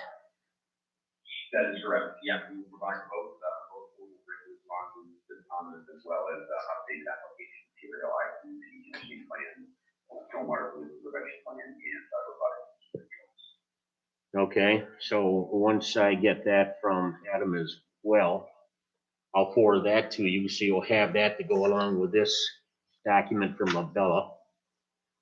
And you're gonna be sending that to, Jason Ebbs as well, correct, at Labella? Correct. Yes, I have been in, so I think fairly regular communication with Jason. So he and I are coordinating kind of as necessary, more specific to questions related to the comments in the April 7th letter. But yeah, certainly we'll be providing everything. And most of you probably are not familiar with it. If you look at the last page, you'll see there's Jason Ebbs right there. He is the person for Labella that is spearheading the Baird project for Labella. He said that they're in talks. Pull it down a little bit. I can't understand you. They're in talks with the county for pilot program. He said he has contacted the IDA for the pilot, correct? Correct. Yes. Which is Michael, I forgot his last name. The new gentleman that's taken over, I can't think of his last name. First name is Michael, though. He's the new head of the IDA. Understood. Yeah, I've not had direct communication with that gentleman, but certainly with the appropriate party from the county, at least as far as they have as the. Hey, Sean, this is Lance. I hate to bring this up again, but I was We opt out. I did send out an email because we were talking about this 250-foot setback from structures. And if you remember, the town law defines the structure as any type of a permanent installation, which included fences or things of that nature. So what I had suggested was that we revise the language to put, instead of that, we should put residences and inhabited buildings. So I don't know if that's something you want to take into consideration now or at the board meeting. Everybody's heard you on that part. Say again? I said everybody's heard you on that part, and that's something that we can make the modification at the board meeting. Yeah, it's the same thing that we ran into with the wind law too, so to be consistent. And just to, so I'm that's, sorry, now you know why. wow, thank you, Lance.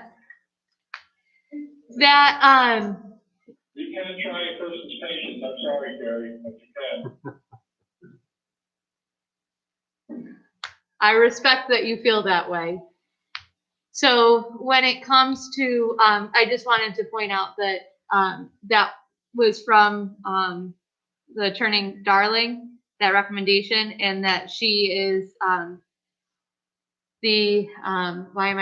Summers, what is the attorney for Yeah, no, she's from Young and Summers, and that. Nothing to do with whether I think it's right or reasonable. I was just going to share that Young and Summers is the attorney for both Heritage Wind and for the Orleans County Solar Project. I just think that that's a piece of information that is helpful for my fellow board members.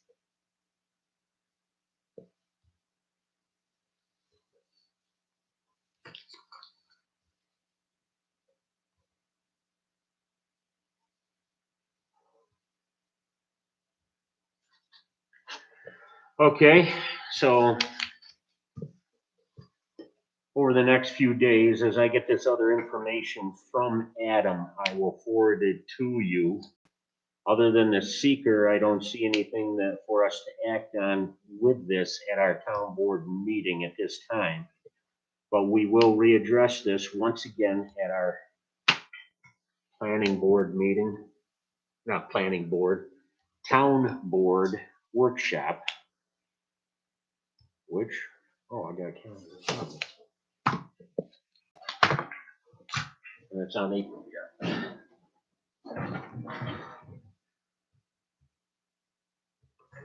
First Monday is the 7th, so it'll be June 7th.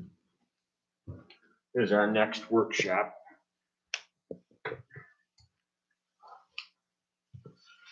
And number one on the agenda at that time will be covering whatever bases we need to for AES. And who knows what else might pop up by then on the, either on Orleans Solar or on Heritage or anything else. Maybe a water district too. Okay, I just was looking, I didn't see this electronically. If you could forward this electronically too, I would appreciate it. no problem. And Sean and Linda, a quick question, I actually have for you. As it came to, the agreement for, payment of Canterbury, review expenses, connections with the ASO project, basically a document that, Teresa, Baker, Lance, I think I shared with you, back in November of 2020. Basically, that the agreement is just covering the fee for the Labella reviews and Lance for your services as it relates to our project application. I just wanted to ask, I talked to Teresa, she had to see that as a fully executed copy of that. I actually asked Labella as well when I talked to Jason a little earlier today. But I want to see if maybe Lance, you or Sean, you have a copy of that executed agreement. We'd like to have it for our records. I don't think the agreement's been executed. I reviewed it and I forwarded my comments to Sean, so I'm not sure if he has any reservations or not at this point. Isn't that what we voted on? That we voted to approve that a couple weeks, or like, Last board meeting. yeah, I'll take a look and double check on that. Thank you. And if I'll get a copy from the town clerk and I'll have an official copy sent to you then. Excellent, sounds good, yeah, don't mean to be testy on that one, I just wanted to kind of still float out there as well, at least, like, at least, go ahead, check that one out, box, have to worry about it, thank you.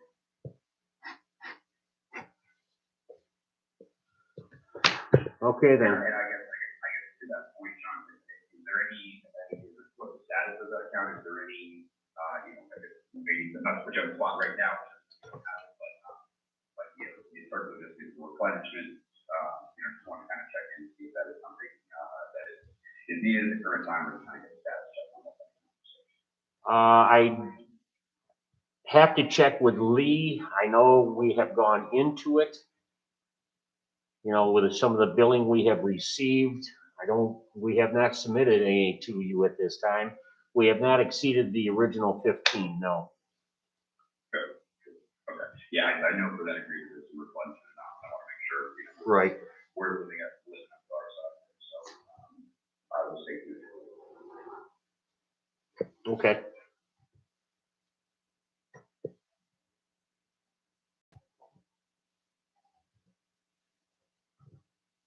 Okay. Anything else, anybody? can we get an agenda for next week's meeting? I understand if it's a draft agenda, but it really helps to be able to look ahead of time and look through and say, okay, have I reviewed everything that we're going to be discussing, or am I prepared for the meeting? I'd really appreciate it if we could get an agenda ahead of time. Well, as of tonight, it now has a third item to be put on there. So, yep, I'll send them out. I have it sitting on my computer in there, and as things come up, I try to put it on there.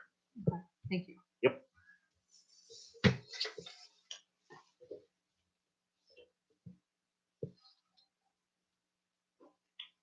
Anything else, anybody?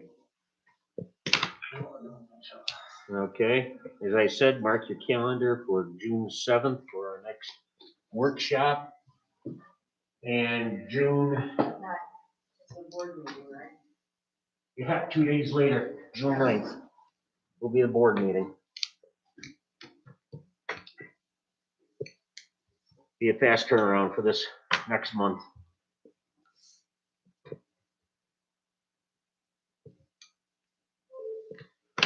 Okay then, thank you, everyone. Adam, Amy, thank you. Nice hearing from you, Amy. Yeah, thank you, thanks everybody very much. Okay, Lance, thank you. Okay, thank you. Okay.